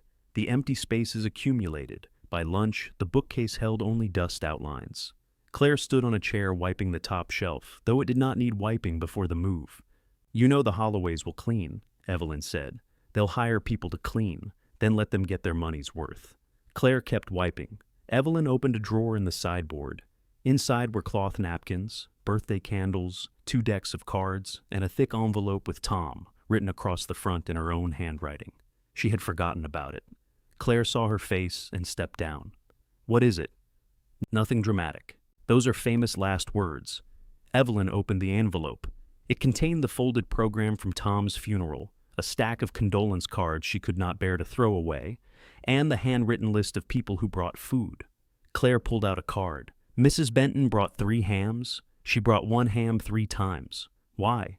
"She forgot she'd brought the first 2. Claire laughed softly. "Dad would have loved that. He did love ham." At the bottom lay a smaller piece of notebook paper in Tom's blocky handwriting. "Evelyn knows where everything is." Nothing followed it. Claire turned the paper over. Was this supposed to be instructions? Probably. For what? Everything. Tom had written it during his final month, when the hospice nurse kept asking about account numbers, medication lists, burial preferences, and people who should be called. Tom had answered nearly every question by looking at Evelyn. At the time, being necessary had felt like a way to keep him. Now the sentence looked less like trust and more like a job description. Claire read it again. "He depended on you too much," she said. "He was dying." Before that, Evelyn took the paper from her. "Your father worked hard." "I know. He didn't force me to do anything." "I know." "Then stop making him into a villain because you're angry with me." Claire refolded the funeral program along the old crease. "I'm not angry that you cared for him. What are you angry about? That you made it look like caring meant never needing anything back." The answer sat between them among the birthday candles and old cards. Evelyn placed Tom's note inside the envelope. White tape. "Family?" "I haven't decided. They worked without music." Around 3, Darlene arrived, surveyed the boxes, and turned on an oldies station in the kitchen.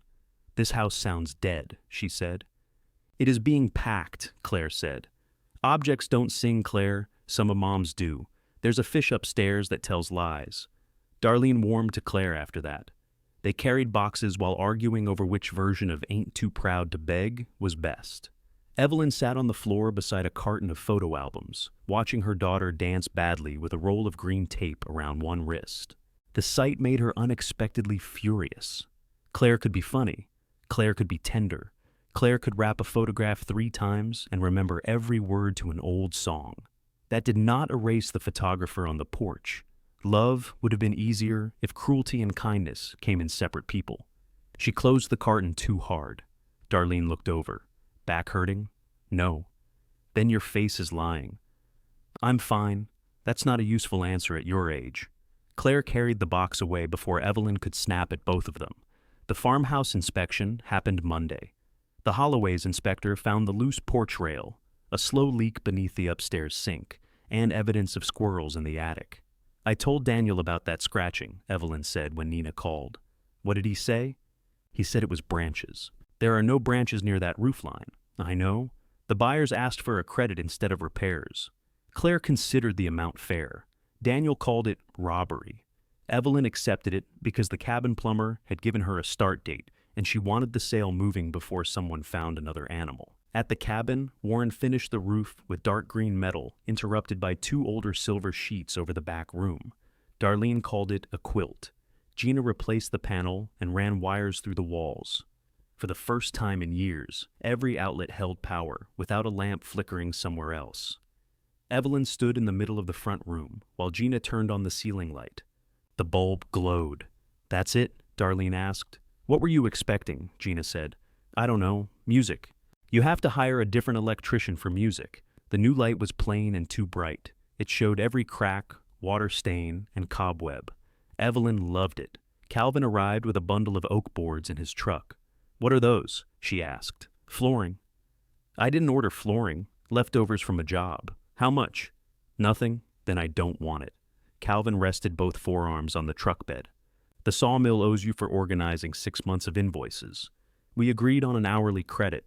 This is part of it. It wasn't in writing. Write it down. Darlene examined the boards. They don't match. Neither does the roof, Calvin said. They'll look good sanded. Evelyn ran her palm along one board. It was rough at the edge and honey-colored through the center. Only the damaged kitchen section, she said. Calvin nodded. And it goes against the balance you owe me. He nodded again. At market value. Calvin looked at Darlene. She always this suspicious? She worked with heating contractors for 30 years. Fair. A motorcycle sounded on the lane. It stopped beside Calvin's truck, and the rider removed his helmet to reveal a square, weathered face and a mostly gray mustache. Hector Morales, Calvin said. He keeps my trucks alive. Hector shook Evelyn's hand and looked toward the cabin. I haven't been here since Miss Ruth passed. You knew her? She fed me every Tuesday for almost a year. He smiled. Didn't ask if I was hungry, just put a plate down and complained I was too skinny. Evelyn remembered a younger man in oil-stained coveralls appearing near the porch around lunchtime. Ruth had called him Mexican Henry because she refused to believe Hector was a name. She called you Henry. She called me worse when I fixed her mower wrong. Hector walked behind the cabin and examined the hand pump. Calvin had asked him to look at it without telling Evelyn. She should have objected. Instead, she followed. Hector worked the handle, listened to the dry squeal, and removed 2 bolts. Leather's gone. Rod may be all right. Can it be repaired? Probably. You want it for drinking? I'm connecting the house to a proper supply. I want this for the garden. What garden? The one I haven't planted. Hector smiled. Miss Ruth's kind of answer. He agreed to repair the pump in exchange for nothing, which Evelyn rejected. They settled on 2 afternoons of help sorting his shop invoices. Darlene watched the negotiation. You're building an empire of overdue paperwork. Apparently men become generous when their receipts are threatened. They ate sandwiches on the porch. Gina joined them after washing her hands at the bottled water jug. Warren came down from the roof for coffee. Calvin produced a jar of pickles. Hector told a story about Ruth throwing a shoe at a raccoon and hitting her own screen door. The cabin no longer sounded empty. Evelyn sat on the repaired right side of the porch and watched 6 adults pass mustard, compare bad knees, and disagree about whether the old wood stove could be trusted. No one had been invited to lunch. No one was in charge of making it pleasant. Her phone rang inside. Daniel. She carried it away from the others before answering. I sold the 3rd truck, he said. No greeting, no explanation. Evelyn looked at Calvin's truck, Hector's motorcycle, Gina's van, and Warren's dented blue pickup lined along the lane. Did you get a fair price? Fair enough. What does that change? I can cover payroll through next month. Jerry says he'll take 4 days a week until commercial work picks up. That was kind of him. He can't afford kind. Neither can you. Daniel was quiet. Evelyn waited for him to ask about the repair reserve. He did not. I also canceled the warehouse expansion, he said. I didn't know you had one planned. Neither did the bank, officially. That sounded enough like Tom to make her smile. Your father once ordered a second service van before the first one had brakes. I remember. You made him return it. I made him repair both. A hammer struck above the cabin. Daniel heard it. You out there now? Yes. How bad is it? Getting better. Claire said you need help moving the table. I haven't asked. It won't fit through the cabin door assembled. I know. I can take it apart without damaging the joints. When? Sunday. The offer was practical, specific, and free of apology. Evelyn looked through the open doorway at Ruth's scarred table, still propped on folded linoleum. Sunday is fine. I'll come at 9. Come at 10. Darlene says nobody useful arrives before 10. She arrives before 9. She says many things. Daniel almost laughed. Before hanging up, he said, Don't let Calvin pull that stove until I see it. Evelyn glanced at Calvin, who was using the rusted stove as a table for the pickle jar. Why? It may only need a new pipe. You think it's safe? I think everybody likes throwing away things before they find out. The line went quiet between them. I'll wait, Evelyn said. When she returned to the porch, her sandwich had been covered with a napkin and her chair was still empty. No one asked what Daniel wanted. They simply made room when she sat down. Sunday arrived with rain and Daniel at 9:38. Evelyn watched his truck pull into the driveway. He climbed out carrying a red tool case, a moving blanket, and 2 cups of coffee. I said 10. I brought coffee. That does not change numbers. It changes how much you care about them. He handed her the cup with 2 creams and no sugar. Correct. The dining room had become a field of boxes. Only the table and 6 chairs remained uncovered. Claire had wrapped the sideboard in a quilt, and a yellow storage label marked the china cabinet. Daniel set his tools on lot 14. Where's Claire? Not coming. Why? She said you and I could handle 1 piece of furniture without forming a committee. She's learning. He crawled beneath the table with a flashlight. Evelyn sat in one of the chairs, drinking coffee while his boots extended into the room. Dad glued the apron. Your father glued everything. He also added screws. He didn't trust glue. He didn't trust screws either, apparently. Metal scraped. Daniel grunted. Need help? No. You sound like you need help. I sound like I'm under a table built by a paranoid man. Evelyn looked down at the crown of his head.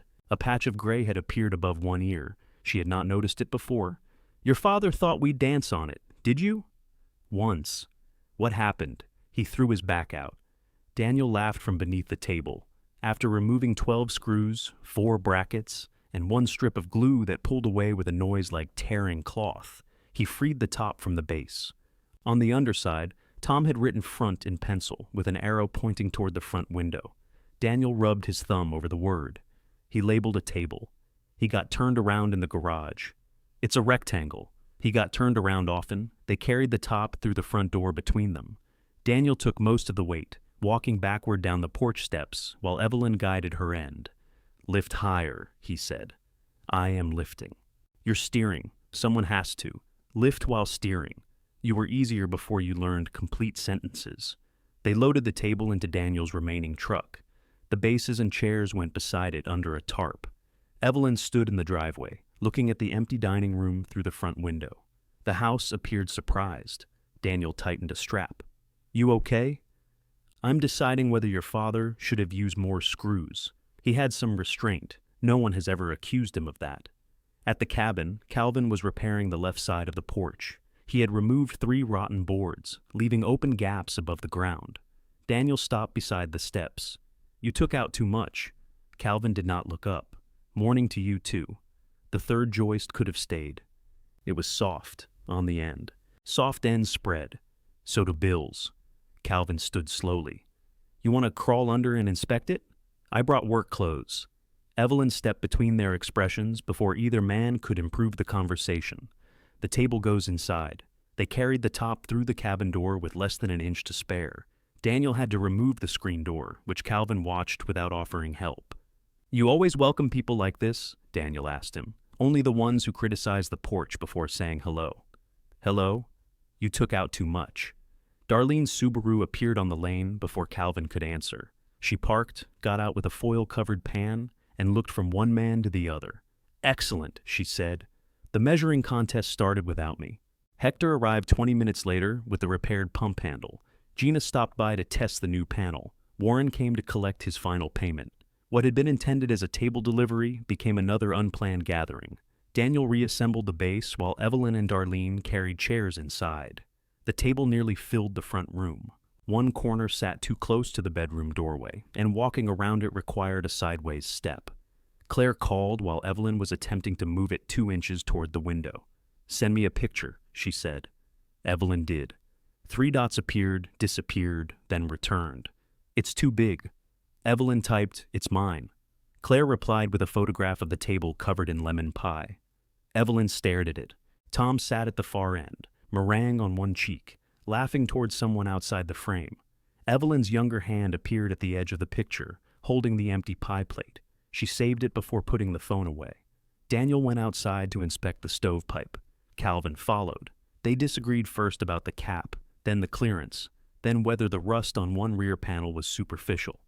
It's solid, Daniel said, knocking the iron body. The pipe isn't, Calvin said. I said the stove. She needs heat from the whole system. I am aware heat goes up. Evelyn leaned out the doorway. If either of you begins discussing whose pipe is bigger, Darlene will never let us recover. Darlene behind her said, I already have material. Daniel removed the old pipe. Calvin held the ladder. Neither apologized. By noon, the stove had been declared usable with a new flue, shield, and professional cleaning. It would not be the cabin's main heat, but it could stay. Daniel wrote the required parts on a scrap of cardboard and put it in his pocket. I'll order them through a supplier, he said. I'll pay you. I didn't say you wouldn't. The answer pleased her. They ate Darlene's baked pasta around the dining table. Paper plates, folding cups, 6 adults arguing about where the silver roof sheet leaked light before it was replaced. Daniel sat beside Hector and learned how Ruth had once paid for a mower repair with frozen catfish and a jar of dimes. She never gave me cash all at once, Hector said it would ruin my character. Daniel glanced at Evelyn. Family philosophy. She paid every dime, Evelyn said. Eventually. Eventually counts if everybody agrees. Daniel looked down at his plate. The table made the cabin crowded, but it also changed the proportions of the room. It announced that people would sit there. It made the battered green cabinets look less abandoned and the repaired floor less new. After lunch, Daniel pulled Evelyn aside. You trust Calvin? With what? Being out here all the time. He lives nearby. That wasn't my question. I trust him to return tools late and underestimate paperwork. Mom, what are you worried about? Daniel looked toward the porch, where Calvin and Darlene were disagreeing over coffee strength. I don't know him anymore. You didn't know Nina at all. He accepted the hit without flinching. This is different. How? He gets to be helpful. The honesty surprised her. Evelyn lowered her voice. You can be helpful without being in charge. I know. Do you? He looked through the doorway at the table he had carried, the stove he had saved, the light Gina had installed, the porch Calvin was repairing. Other hands were already part of the place. I'm trying, he said. Before he left, he gave Evelyn the screws from the underside of the table in a labeled plastic bag. Keep these. It is assembled. Dad used 12. You used 8. 12 was insane. What if we dance? Daniel looked at her knees, then wisely looked away. The week tightened around the closing date. The cabin bathroom walls went up, but the plumber's supplier sent the wrong shower base. The replacement would not arrive for 10 days. Warren found a second damaged section near the bedroom window. Gina returned because one outlet tripped whenever the small heating unit started. At the farmhouse, boxes multiplied and rooms lost their purpose. Evelyn slept on her own bed until Claire helped strip it down and discovered one side rail had split. You were going to move this? It held me last night. That is not a quality standard. They ordered a simple metal frame for the cabin. Evelyn donated the old bed before she could change her mind. Claire slept at the farmhouse one night because the next morning's moving crew was due at 7. They ate takeout soup at the kitchen counter, the only place left with stools. Claire had brought a garment bag for Evelyn's clothes and a checklist for closing. Do not show me that until I finish eating, Evelyn said. It's mostly done. Then it can rest. The kitchen echoed. Without curtains, the windows showed their reflections against the dark yard. Claire stirred her soup. I'm sorry about the photographs. Evelyn looked at her.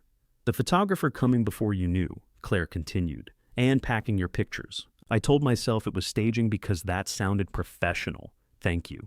I should have said it before. Yes, I also should not have contacted Sycamore Landing without you. No. Claire raised one eyebrow. You should have contacted them, Evelyn said. You should have asked whether I wanted you to. I thought if I had the information, you would feel less afraid. I felt measured. Claire nodded. I understand that now. Evelyn wanted to reach across the counter, but something in her resisted making Claire's apology comfortable too quickly. Why did you do it? She asked. I told you, the house was costing too much. That's why you wanted it sold. It isn't why you acted like I wasn't here. Claire pushed the soup away. When Dad was dying, every question came to you. Doctors, bills, visitors, meals. Then after he died, you still handled everything. Daniel's taxes, my surgery. You needed help after surgery. I needed someone for 3 days. You stayed 12. You couldn't lift laundry. I could lift a phone and order clean clothes. Evelyn's mouth tightened. Claire continued carefully. You made being needed the same thing as being loved. I thought if I asked what you wanted, you would say whatever kept us comfortable. So I tried to choose the thing that looked safest. You did not trust my answer. No. The word had no defense around it. Evelyn looked out at the hydrangea. The green apple remained beneath it, softened and brown on one side. "I didn't always know what my answer was," she said. "I know. That still makes it mine. I know that too." The moving truck arrived before sunrise. 3 men carried boxes through rooms Evelyn had spent days emptying. Furniture went to storage, donation, Claire's condominium, and the cabin. Daniel came at 8 wearing his work shirt. He directed the truck backing down Ruth's narrow lane, then stopped himself and asked the driver whether he wanted help. Evelyn noticed. By late afternoon, the farmhouse held only cleaning supplies, 2 folding chairs, Evelyn's suitcase, the laundry basket, and Tom's recliner. Daniel had decided he did not want it after all. Evelyn sat in the chair one final time. The cushion settled around her body. A smooth patch on the arm marked where Tom's thumb used to rub during football games. The mechanism groaned when she leaned back. Daniel stood in the doorway. "I can still take it." "Where?" "My garage." "To do what?" He shrugged. Evelyn ran her fingers over the worn arm. "Help me put it by the road." "You sure?" "No." They carried it together. A pickup stopped before they reached the porch. An older man in paint-covered pants asked whether it was free. Evelyn said yes. He and Daniel loaded it into the truck. The man thanked her twice and drove away with Tom's recliner lying on its back, one corner visible above the tailgate. Daniel watched until the truck turned at the end of the road. "That was fast," he said. "Yes. You could have changed your mind. That's why I put it by the road." At the cabin, her boxes filled the bedroom and half the front room. The new metal bed frame stood beneath Ruth's window.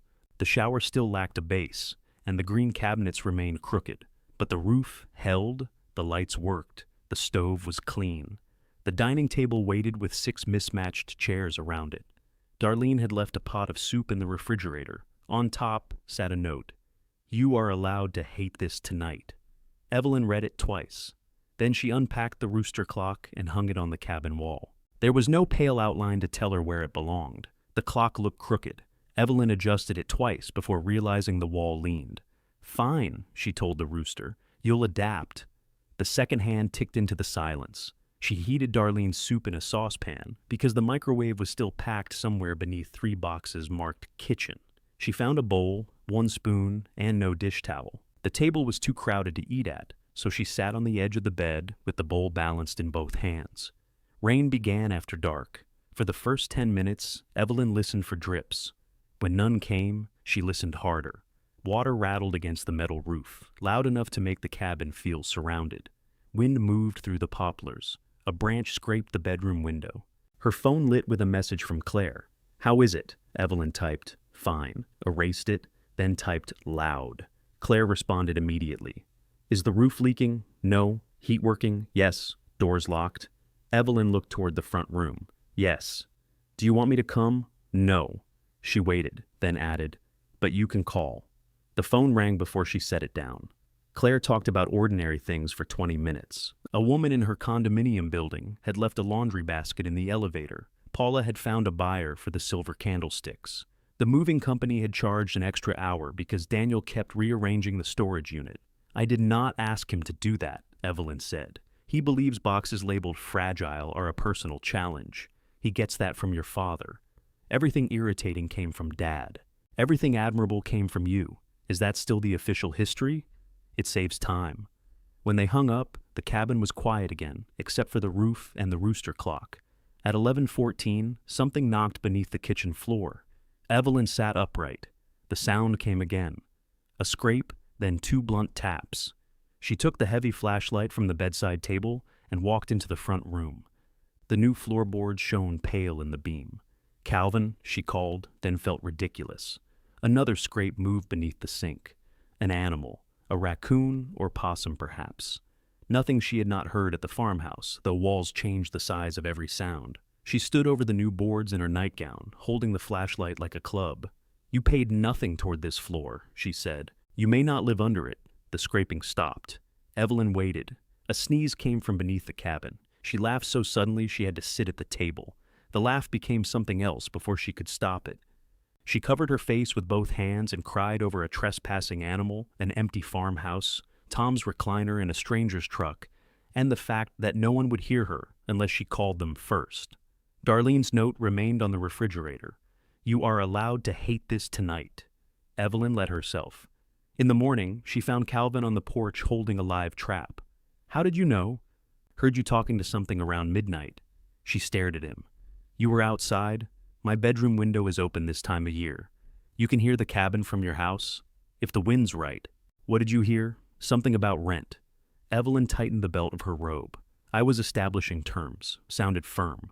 He set the trap beside the steps and handed her a paper cup of coffee. You need curtains, he said. I own curtains. You need to hang curtains. Do you appear on porches every morning and criticize windows?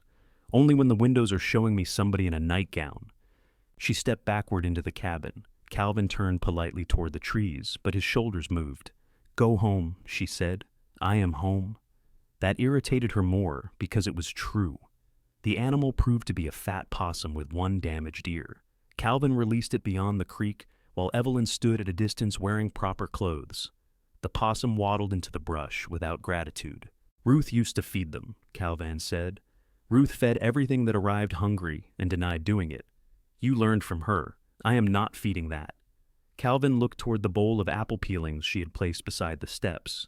That is compost. Of course. The Holloway's final walkthrough was scheduled for noon. Evelyn drove to the farmhouse carrying the keys in her purse and the laundry basket on the back seat. The sale sign now had a red pending strip across it. The green apple beneath the hydrangea had collapsed into the mulch. Inside, every footstep echoed. Patricia Holloway stood in the kitchen, wearing a linen blouse and white pants Evelyn would not have chosen for moving. Wayne examined the pantry shelves with a tape measure. They were both in their early 60s, polite and nervous in the way of people trying not to celebrate in front of someone grieving. Patricia recognized Evelyn. I'm so glad you came. We wanted to meet you. This was still my house this morning. Patricia's smile faltered. Evelyn regretted the sharpness. I'm glad to meet you too. Wayne came out of the pantry. This place has been cared for. It has needed care. That's every house. His answer softened her. Nina led them through the inspection repairs. The upstairs leak had been corrected. The porch rail no longer moved. A wildlife company had closed the attic entry and left a brochure with a cartoon squirrel on it. In the dining room, Patricia stopped where the table had stood. I understand you kept the table. Yes, it looked beautiful in the photographs. It took up the whole room. We have one that does the same. They smiled at each other, two women who had organized lives around furniture that refused to be convenient. Wayne asked about the maple tree near the drive. Does it drop branches? Only when the weather tells it to. Roots near the septic? No. Tom planted it too shallow, though. It always leaned a little. We'll have an arborist look at it. Evelyn nodded. She did not tell him Tom had carried that sapling home in the passenger seat of the Buick, because he was afraid it would break in the truck bed. That belonged to the version of the house they had not purchased. At the front door, Patricia held out her hand. We'll love it, she said. It was meant kindly. Evelyn placed the keys in her palm. You'll love your life here. The house will make you work for it. Wayne laughed. We've been warned. They stayed on the porch while Evelyn walked to her car. She did not turn around until she reached the road. Patricia was holding the door open for Wayne. They disappeared inside together. The closing took less than an hour and required more signatures than Evelyn's marriage. Claire sat beside her, checking each amount against her spreadsheet. Daniel arrived 12 minutes late and remained near the end of the table. The cabin transfer had been completed that morning. The repair reserve was funded exactly as agreed. The remaining proceeds went into Evelyn's account, not a family account, and not into anything Claire or Daniel controlled. Daniel said nothing about a loan. When the last page was signed, the closing agent congratulated everyone. Evelyn looked at the stack of papers. On what? The woman hesitated. The successful sale. Right. Claire drove her back to the cabin because Evelyn had left the Buick at Darlene's earlier. Daniel followed in his truck until the county road split. He turned toward town without waving. He's ashamed, Claire said. He's angry. Both can fit. Evelyn watched his truck disappear. Did he cut Jerry and Luis? Jerry is working 4 days. Luis agreed to take every other Friday until fall. He told you? He sent me a revised cash flow sheet. Of course he did. He also canceled 2 subscriptions, sold equipment he wasn't using, and raised his service rates. Your father refused to raise rates for 8 years. Daniel raised them 12%. Evelyn smiled faintly. Maybe there is hope. At the cabin, the wrong shower base sat boxed on the porch, waiting to be returned. The right one was still 6 days away. Claire had brought clean towels and a small electric kettle. Stay at my place until the shower is done. I can wash at Darlene's. That is not what I asked. I know. Claire carried the kettle inside. You don't have to prove anything by being uncomfortable. I'm not proving anything. You are sleeping beside a toilet that is technically in the kitchen. The wall is up. The wall stops 8 inches below the ceiling. Heat rises. Modesty does not. Claire laughed despite herself. They unpacked until late afternoon. Tom's photograph went on a narrow shelf near the bedroom door. The ceramic bowl Claire made in college went on the dining table. The rooster clock remained crooked, ticking 7 minutes behind. At 5, Darlene arrived with curtains. At 5:15, Hector came with a repaired screen for the front door and claimed he had only stopped to drop it off. Calvin appeared carrying a drill. Gina came to collect a tester she had forgotten and stayed after Darlene opened a bottle of wine. By 6, the table was crowded again.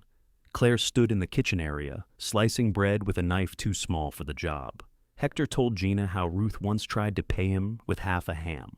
Gina wanted to know whether it was one of Mrs. Benton's repeating hams. Darlene had already told that story. Calvin hung curtains while pretending not to listen. Evelyn found herself beside the stove, holding a bowl of soup and watching people reach around one another for plates. The cabin's lights were too bright. The table was too large. The curtains did not match the green cabinets, and the bathroom wall was 8 inches short of dignity. There was nowhere in the room to stand without being in someone's way. Claire came beside her. You all right? I think the cabin got smaller. Do you want us to leave? Evelyn considered the question. No. It was the first time Claire had asked and the first time Evelyn had answered, without measuring what would make everyone else comfortable. Claire nodded and stayed. After dinner, the others carried dishes to the sink without being told. Calvin took the trash. Hector adjusted the screen. Gina found the missing box marked kitchen beneath 2 cartons of books. Daniel did not come. His empty chair remained at one end of the table until Darlene moved her purse onto it. Evelyn noticed both things. She let both things be true. When everyone finally left, the cabin settled around her with unfamiliar creaks. The curtains covered the windows. The soup pot was clean. 6 damp glasses stood upside down on a towel. Her phone held a message from Daniel. How did it go? Evelyn looked at his empty chair. She typed, crowded. After a moment, he replied, good. She hung Darlene's note on the refrigerator with a magnet. Then she took a fresh piece of paper and wrote beneath it, you are also allowed to like it tomorrow. The new note stayed on the refrigerator. By the time the correct shower base arrived, its corners had curled from steam rising out of saucepans and the electric kettle. The plumber finished the bathroom wall, installed a narrow door, and told Evelyn she now possessed a legitimate indoor facility. Darlene brought a bath mat printed with pink flamingos. It was the ugliest one they had, she said. I knew you'd appreciate the effort. Evelyn did not. She used it every day. The cabin developed routines. Mornings began with coffee on the porch and ended, more often than she intended, with Calvin appearing at the edge of the yard to return something she had not loaned him. You left this at the office, he would say, handing her a pen. Keep it. I don't like that color. It's black. Too formal. Hector's invoices took 2 afternoons, and most of a third. In exchange, he repaired the hand pump, sharpened Ruth's rusted garden tools, and replaced a cracked belt on Evelyn's Buick. He tried to count the belt as part of their trade until she found the receipt in his wastebasket. Gina came back to install an outdoor outlet and stayed for supper. Warren returned to check the roof after the first hard storm. Darlene claimed one dining chair by leaving a sweater over it. Daniel installed the new stovepipe on a Thursday evening. He brought an invoice for the parts and refused payment for his labor. Evelyn wrote him a check for both. He tore it in half. You don't get to decide my rates. You don't get to decide my debts. I'm not a debt. Then stop behaving like one. He looked at the 2 pieces in his hands, then laid them on the table. Pay for the parts. Labor is my housewarming gift. You already moved the table. That was a moving gift. You repaired the clock. That was a clock. Evelyn wrote a second check for the exact cost of the parts. Daniel folded it into his wallet. See, he said, we compromised. You won by destroying a check. Business strategy. Mercer Air had survived the immediate crisis. Daniel lost one commercial job he could no longer afford to finance in advance, but the rate increase produced fewer complaints than he expected. Jerry continued 4 days a week. Luis took the alternate Fridays and started doing independent refrigeration work on those days. Daniel never asked for money again. He also did not come to dinner unless invited, even when he was already at the cabin. Evelyn understood. Her refusal had drawn a line, and he was making sure not to cross it by accident. That caution made her sadder than his previous entitlement. So, she invited him. Not every time, not out of guilt. On evenings when she wanted him there, Claire began visiting without a folder. The first time, she arrived carrying a brass floor lamp from storage. "You marked this yellow," she said. "I know what color I marked it. You need light beside the chair. I own lights. You have overhead glare, and one table lamp that makes everyone look jaundiced." They put the brass lamp beside Ruth's old chair. It fit perfectly. Claire stayed for coffee. She did not straighten the green cabinets, ask about Evelyn's savings, or check the refrigerator for expired food.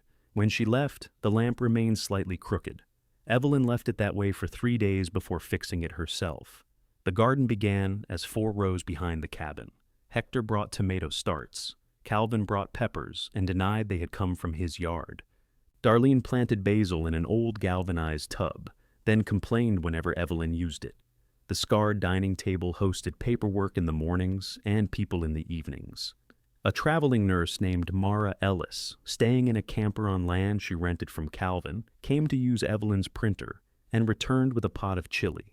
Irene Bell, the church pianist who had sold her own house and moved into a duplex, discovered the cabin was quiet on weekday afternoons and began practicing hymns on a portable keyboard near the bedroom window. No one asked Evelyn to make room forever. They asked for an outlet, a chair, a cup of coffee, an hour. They carried something in and carried something out. Loneliness became less like a room she lived in and more like weather. Some days it arrived, some days it passed before supper. The offer came on a bright morning while Evelyn was hanging sheets behind the cabin. A dark green pickup stopped near the porch. The man who climbed out was in his late 50s, broad through the middle, with a sunburn above the collar of a golf shirt. He introduced himself as Thomas Baines. "I own the property east of here," he said. "The one with the broken gate? The gate isn't broken. It's temperamental. Calvin says that about his bookkeeping." Baines laughed. "He said you might be interested in selling." Evelyn lowered the sheet she was clipping to the line. "Calvin said that? He said you owned the 6 acres now. I asked if you planned to keep it, and he said I should ask you." "That sounds more like Calvin." Baines explained that he had bought the neighboring tract years earlier and had always liked Ruth's parcel. The cabin sat near the best stand of poplars, and the 6 acres would square off his property line. He had seen the new roof from the ridge. "I'm not selling," Evelyn said. "I understand. I'd still like to make an offer." "You can save the paper. No offense intended. None taken." He gave her a business card anyway. After he left, she set it beneath the sugar jar and finished hanging the sheets. A week later, an envelope arrived by certified mail from a local real estate office. Inside was a written offer for the cabin and all 6 acres. The amount was not a fortune. It would not return the farmhouse or replace 43 years. But it was nearly twice the conservative value Claire had assigned the property before the sale, and enough to reimburse every repair, increase Evelyn's savings substantially, and leave room for the sort of emergencies Claire liked to annualize. Evelyn read the offer twice. Then she called Claire. Her daughter arrived that evening with no folder, but she brought a calculator in her purse. "That is a folder without paper," Evelyn said. "It lives in my purse." "Why?" "Because numbers occur outside." Claire read the offer at the table. Her face revealed nothing until she reached the last page. "This is strong." "I know. Did you negotiate?" "I told him no before he made it." "Then why did he offer this much?" "He wants the land." "Did Calvin know?" "No." "Are you sure?" "Yes." Claire looked through the window toward the garden. The tomatoes had begun climbing their stakes. "You could keep the money invested. After taxes and closing costs, you'd still recover everything you put into this place. I don't want to recover it. You know what I mean." "I do." Claire set down the papers. "You called me because you're considering it. I called you because I wasn't going to hide it." A small change passed over Claire's face. She understood the distinction. She did not like it. "You already refused?" "Yes." "Before seeing the amount?" "Yes." "That is not responsible." It is my home. You chose this place because you wanted control. Selling it yourself would still be control. I don't want to sell it myself. You could buy something else, something with fewer repairs. The repairs are done. Repairs are never done. I am aware. I owned a farmhouse. Claire walked to the refrigerator, read the 2 notes, then turned back. What if you need more care later? I have money set aside. This would give you more. More is not a complete reason. For you, maybe. Evelyn heard something beneath the words. What does that mean? Claire sat again. I spent months worrying that you had given away too much just to make a point. This offer lets you undo that. I did not give anything away. I chose. You chose less. Yes. Why? Because it was enough. Claire looked genuinely bewildered. The back door opened without a knock. Daniel stepped inside, wearing his Mercer Air shirt and carrying a cardboard box. I brought the thermostat, he said. Then he saw the offer. Claire had called him. Evelyn knew before either child spoke. You told him. I thought he should know. Why? He was part of the original decision. The original decision is finished. Daniel put the thermostat box on the counter. I'm not here to pressure you. You arrived 9 minutes after Claire. I was nearby. You live 40 minutes away. I had a job near the highway. Claire closed her eyes. This is not the important part. It is to me. Daniel pulled out a chair but did not sit. Baines owns 80 acres beside this. If he wants your 6, the offer makes sense. I know. You could ask for more. I could ask for a purple horse. I don't want either. He looked around the cabin. The walls had been painted warm cream. The repaired floor had darkened under oil. Ruth's table stood beneath the window. No longer propped on linoleum, the brass lamp glowed beside the chair. You've made it nice, he said. Thank you. That doesn't mean you have to stay forever. I have lived here 6 weeks. I didn't say you had to leave now. The offer expires in 10 days. We could request 60. No. Claire pressed her fingertips to her forehead. Can we discuss this without turning every sentence into a border dispute? Evelyn gathered the offer pages and returned them to the envelope. There is nothing to discuss. I called to tell you I received it. I have told you. Thank you both for coming. Daniel stared at her. You really don't want to know what it could become? What could become? The money. There it was. Evelyn set the envelope down. Daniel continued quickly. I'm not asking for it. My business is stable. I mean for you. Investments, travel, a better place down the road. This is a better place. You complained about the bathroom for a month. I complained about waiting for the shower base. You complain about the road. I complain about people speeding on it. You complain about Calvin's coffee. Everyone complains about Calvin's coffee. Claire stood. Daniel. No, I'm trying to understand. She gave up most of her share of the farmhouse for something we thought was worth almost nothing. Now somebody offers nearly twice that, and she won't even consider it. Evelyn looked at him. What do you think happened? She asked. Daniel's shoulders shifted. I don't know. Yes, you do, Claire said softly. Mom. Evelyn kept her eyes on Daniel. Say it. He glanced at the cream walls, the new roof, the garden visible through the window, the people's coffee mugs drying beside the sink. Did you know the land was worth more? He asked. The question was careful. That made it worse. You think I tricked you. I think you wanted this parcel, and you had been out here before we talked. Once. I slept on a mattress under a leaking roof. You didn't tell us. You didn't tell me my home was for sale. This is not the same. No, Evelyn said. I risked only myself. Daniel flinched. Claire picked up her purse. We should go. But Daniel remained by the table. I didn't mean tricked. You meant I knew something you didn't. Did you? I knew your grandmother had been lonely here. I knew I had cared for her when everyone else was busy. I knew the place was cold and damaged and still felt more honest than the apartment you chose for me. That is an evaluation. No, it is a life. She handed him the envelope. Tear it up. Daniel looked at the figure through the paper. If you're sure. That is the problem, Evelyn said. You still think certainty belongs to you. She took the envelope back, tore it twice, and dropped the pieces into the trash.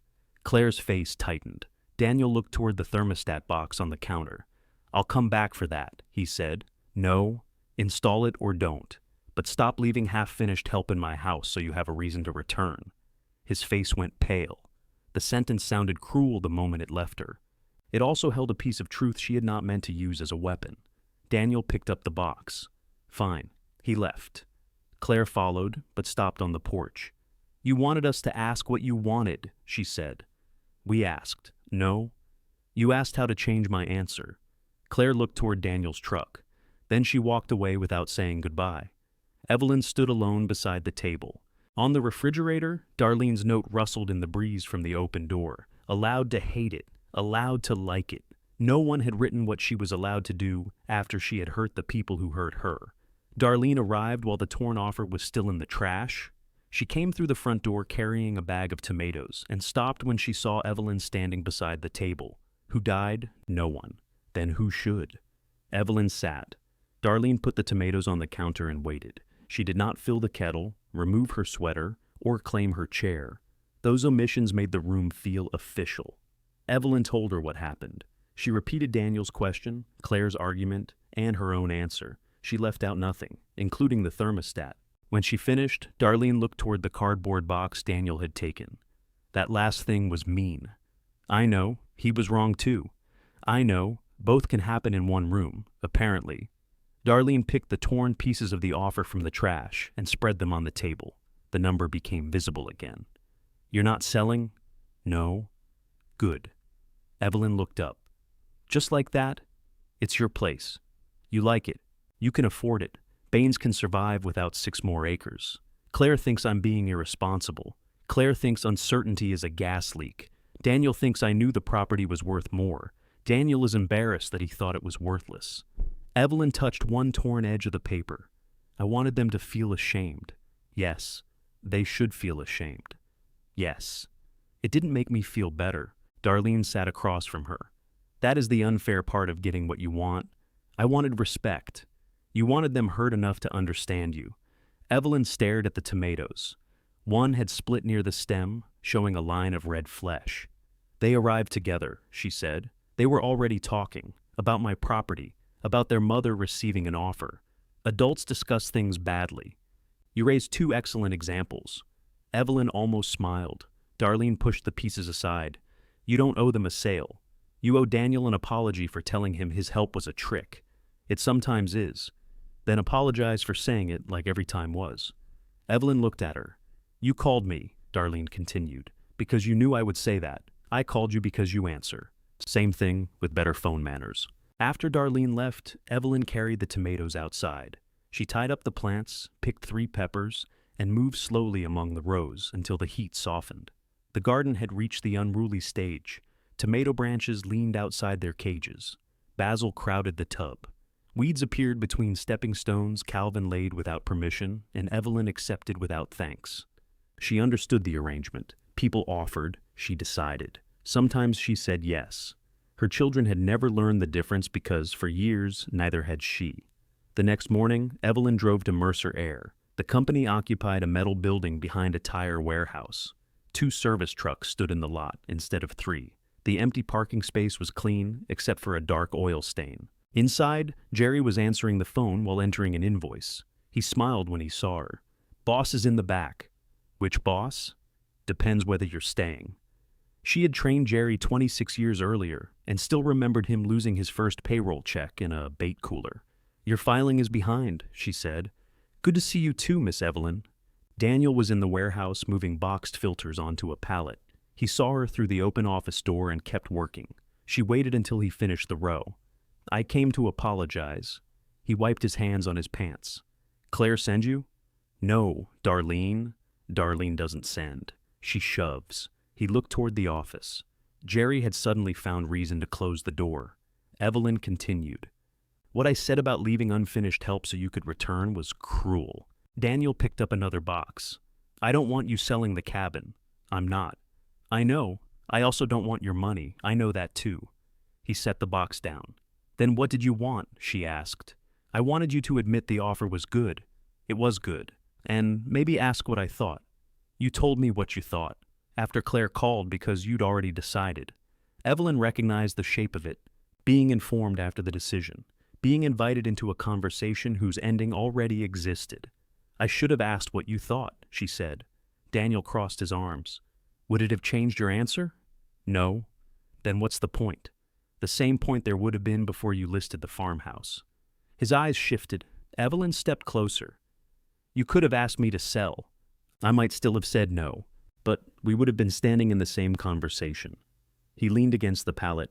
I thought you'd say no because you say no to everything that suggests you're getting older. Some things. You kept Dad's prescriptions in the kitchen 3 years after he died. I knew where they were. That's not a reason. No. You slept in a cabin without telling anyone. I apologized for that. To Claire. You were not there. I'm still allowed to care if I'm not in the room. The words struck cleanly. Evelyn nodded. Yes. Daniel looked away. I counted on the sale money, he said. I didn't have a right to. I knew that. But after Dad died, the business felt like the piece I was supposed to keep alive. When it started slipping, I thought letting it shrink meant I'd failed him. Your father nearly bankrupted it twice because he was afraid to look small. He never told me that. He liked the heroic version. You helped him. I also threw a ledger at his head. Daniel smiled reluctantly. Did you hit him? I damaged a lamp. He lowered his arms. I'm not selling the cabin, she said. I believe you. I would still like the thermostat. I'll install it, only if you want to. You are exhausting. That is not a yes. Yes, I want to. She did not hug him. The warehouse was not a hugging place, and Daniel was still angry. She touched his sleeve once before leaving. Claire was harder. She did not answer Evelyn's first call. On the second, she sent a message saying she was in a meeting. Evelyn believed her until 6 that evening, when Claire sent another message saying the meeting had been long. Evelyn drove to the condominium with a casserole. Claire opened the door, wearing leggings and an old college sweatshirt. Her hair was pinned badly on one side. You should have called. I did. I mean, before coming. I am practicing asking. You are practicing answering. Claire looked at the casserole dish. What is that? Chicken and rice. I'm not hungry. Then refrigerate it. You can't fix everything with food. I know. Claire's face changed slightly. May I come in? Evelyn asked. After a moment, Claire stepped aside. The condominium was immaculate except for the dining table, which held stacks of work papers, unopened mail, and 3 empty coffee cups. Evelyn had never seen it look so lived in. She placed the casserole on the kitchen counter without opening the refrigerator. I was wrong to tell Daniel his help was a way to control me. You should tell Daniel. I did. Claire folded her arms. I was also wrong to tear up the offer while you were trying to talk. You had already decided. Yes. Then why invite us? To be honest, you wanted witnesses. The accuracy stung. I wanted you to see me choose. We saw. You didn't approve. You keep treating approval like a dirty word. Sometimes people who love you think you're making a mistake, then say it once. We did. You tried to sell the mistake. Claire walked to the window. Below, headlights passed through the condominium lot. You think this is about the money, she said. It was partly about money. It was about Grandma Ruth. Evelyn waited. Claire turned. I remember what happened out there. You came home exhausted and angry. Dad avoided visiting because she picked fights with him. Daniel always had an emergency. You spent 4 years making that place survivable for a woman who complained about how you folded towels. She was lonely. So were you. The room went quiet. Claire's voice lowered. When you asked for that cabin, I thought you were walking into the same life, alone, insisting you needed nothing, waiting for people to prove they loved you by noticing. Evelyn sat on the arm of the sofa. I didn't understand that, she said. No. You decided I wanted to store you. You chose an apartment without a window. It had windows, not in the flex room. Claire made an exasperated sound that was almost a laugh, then covered her face. Evelyn stayed where she was. After a moment, Claire dropped her hands. I am sorry I listed your house before asking you, not before telling you. Asking you. I am sorry I packed your photographs. I am sorry I made Daniel's panic more important than your answer. Thank you.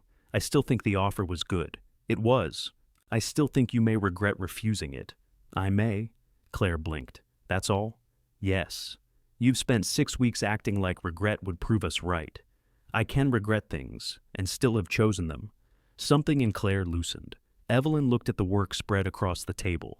Come to the cabin Sunday. Why? Dinner. Who will be there? I don't know yet. That is not comforting. Bring nothing. Claire raised an eyebrow. You want me to arrive at a meal with empty hands? Yes. You really are changing. Sunday's table held Darlene's cornbread, Hector's beans, Mara's chili, and a peach cobbler Irene claimed was not burnt. Calvin arrived with coffee no one requested. Daniel came at 6 with the thermostat box. Claire came last. She carried nothing. The room tightened when the children saw each other. They sat at opposite ends of the table until Darlene told Daniel to move because he was blocking the bread. Dinner survived. After the others left, Claire and Daniel stayed. Daniel had not installed the thermostat. The box rested beside the stove. Evelyn stood at the head of the table. I need both of you to hear this together. Daniel's shoulders stiffened. Claire put down her cup. I did not choose the cabin instead of you, Evelyn said. I chose it because I needed one place where what I gave was mine to give. Neither interrupted. You are welcome here. You are wanted here. But my money is not proof that I love you. My help is not something you can schedule without me. And if you do something for me, it does not buy the right to decide the next thing. Daniel looked down. Claire's eyes filled, though her voice stayed level. It feels like you replaced us. No, Evelyn said. I stopped waiting for two people to be my whole world. The rooster clock ticked behind her, 7 minutes late. Daniel reached for the thermostat box. Where do you want this? Evelyn pointed to the wall beside the bedroom. He opened his tool case. Claire stood. What can I do? Evelyn looked at the dishes stacked near the sink. Ask Darlene where those containers belong. Claire picked up her phone. This time, everyone knew what had been requested. Daniel removed the old thermostat from its box while Claire stood on the porch trying to understand Darlene's directions. The blue lid container is mine, Darlene said through the phone. The square one belongs to Hector unless it smells like cinnamon. Claire looked at 3 containers lined along the rail. They are all square, then smell them. Evelyn carried plates to the sink. I asked you to find out where they belong, not perform the work yourself. Claire covered the phone. You are taking this asking business very seriously. I want you to learn it before I die. Good. We have a deadline. Daniel looked up from the wall. Can both of you stop mentioning death while I'm holding live wires? The breaker is off, Evelyn said. That isn't the point. Claire sniffed the containers. One smelled like cinnamon. Another smelled faintly of onions. The third smelled like dish soap because Evelyn had washed it properly. Daniel mounted the thermostat beside the bedroom door, restored power, and set it to 70 degrees. 68, Evelyn said. You complained the cabin was cold. I complained before the insulation. 69, 68. He changed it. There. Your house, your unnecessary chill. Thank you. He packed his tools. Claire found the correct lids. Neither child lingered in hopes of praise or asked what else Evelyn needed. When they left, the cabin felt peaceful rather than abandoned. The Baines offer did not disappear merely because Evelyn tore her copy. His real estate agent called the following morning and asked whether she would consider a revised price. No, Evelyn said. Mr. Baines is flexible. I'm not. He would be willing to allow you continued use of the cabin for a period after closing. I already have continued use. I own it. The agent paused. That is true. Thank you for noticing.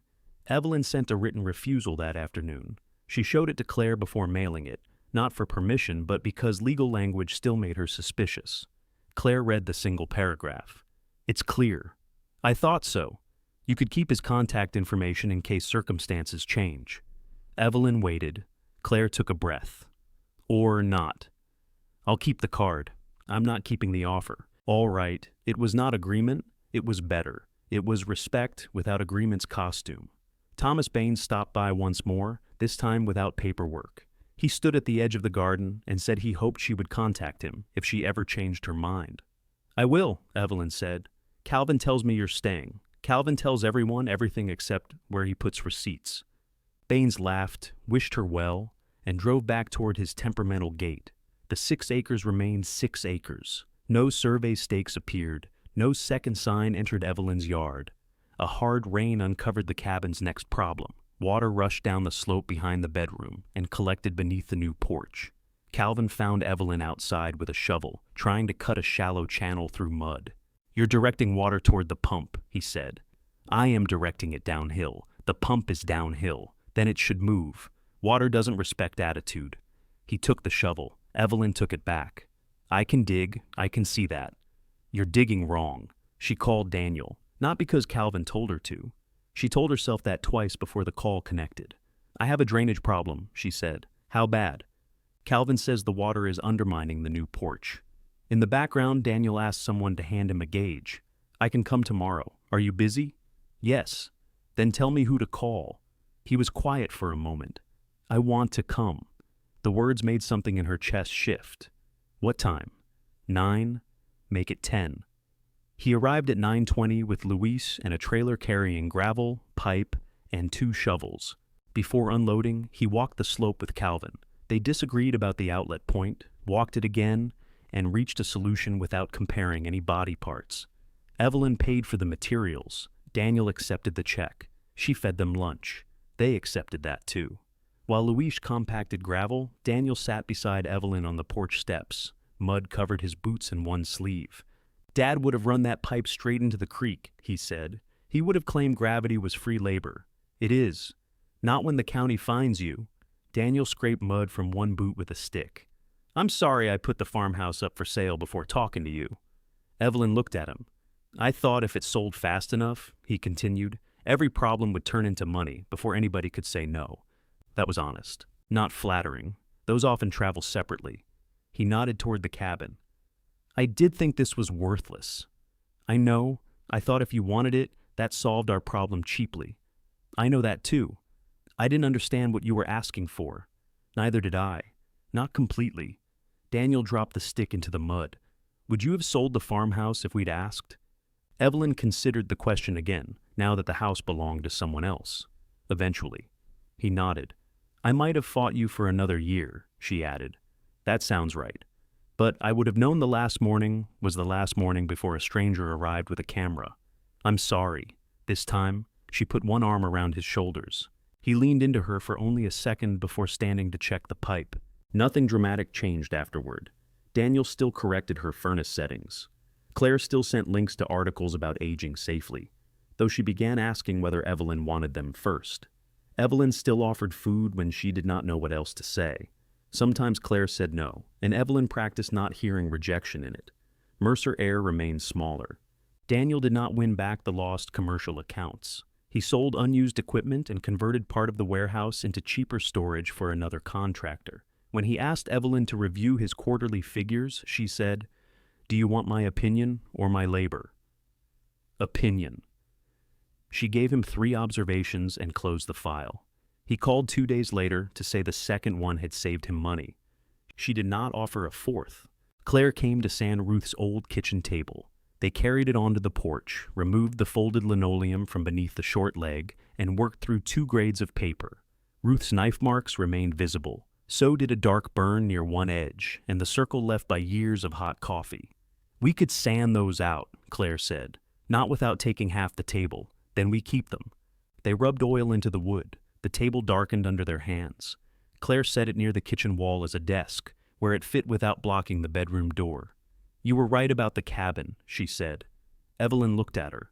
Claire smiled. You hate that more than when I disagree. I was not right about everything. No, you could have been killed by wiring. Gina said it was dangerous, not murderous. You slept here anyway. One night? You're impossible. Genetic. They stood side by side, admiring the table. On the drive back from Claire's condominium one afternoon, Evelyn took the old road past the farmhouse. She did not plan to stop.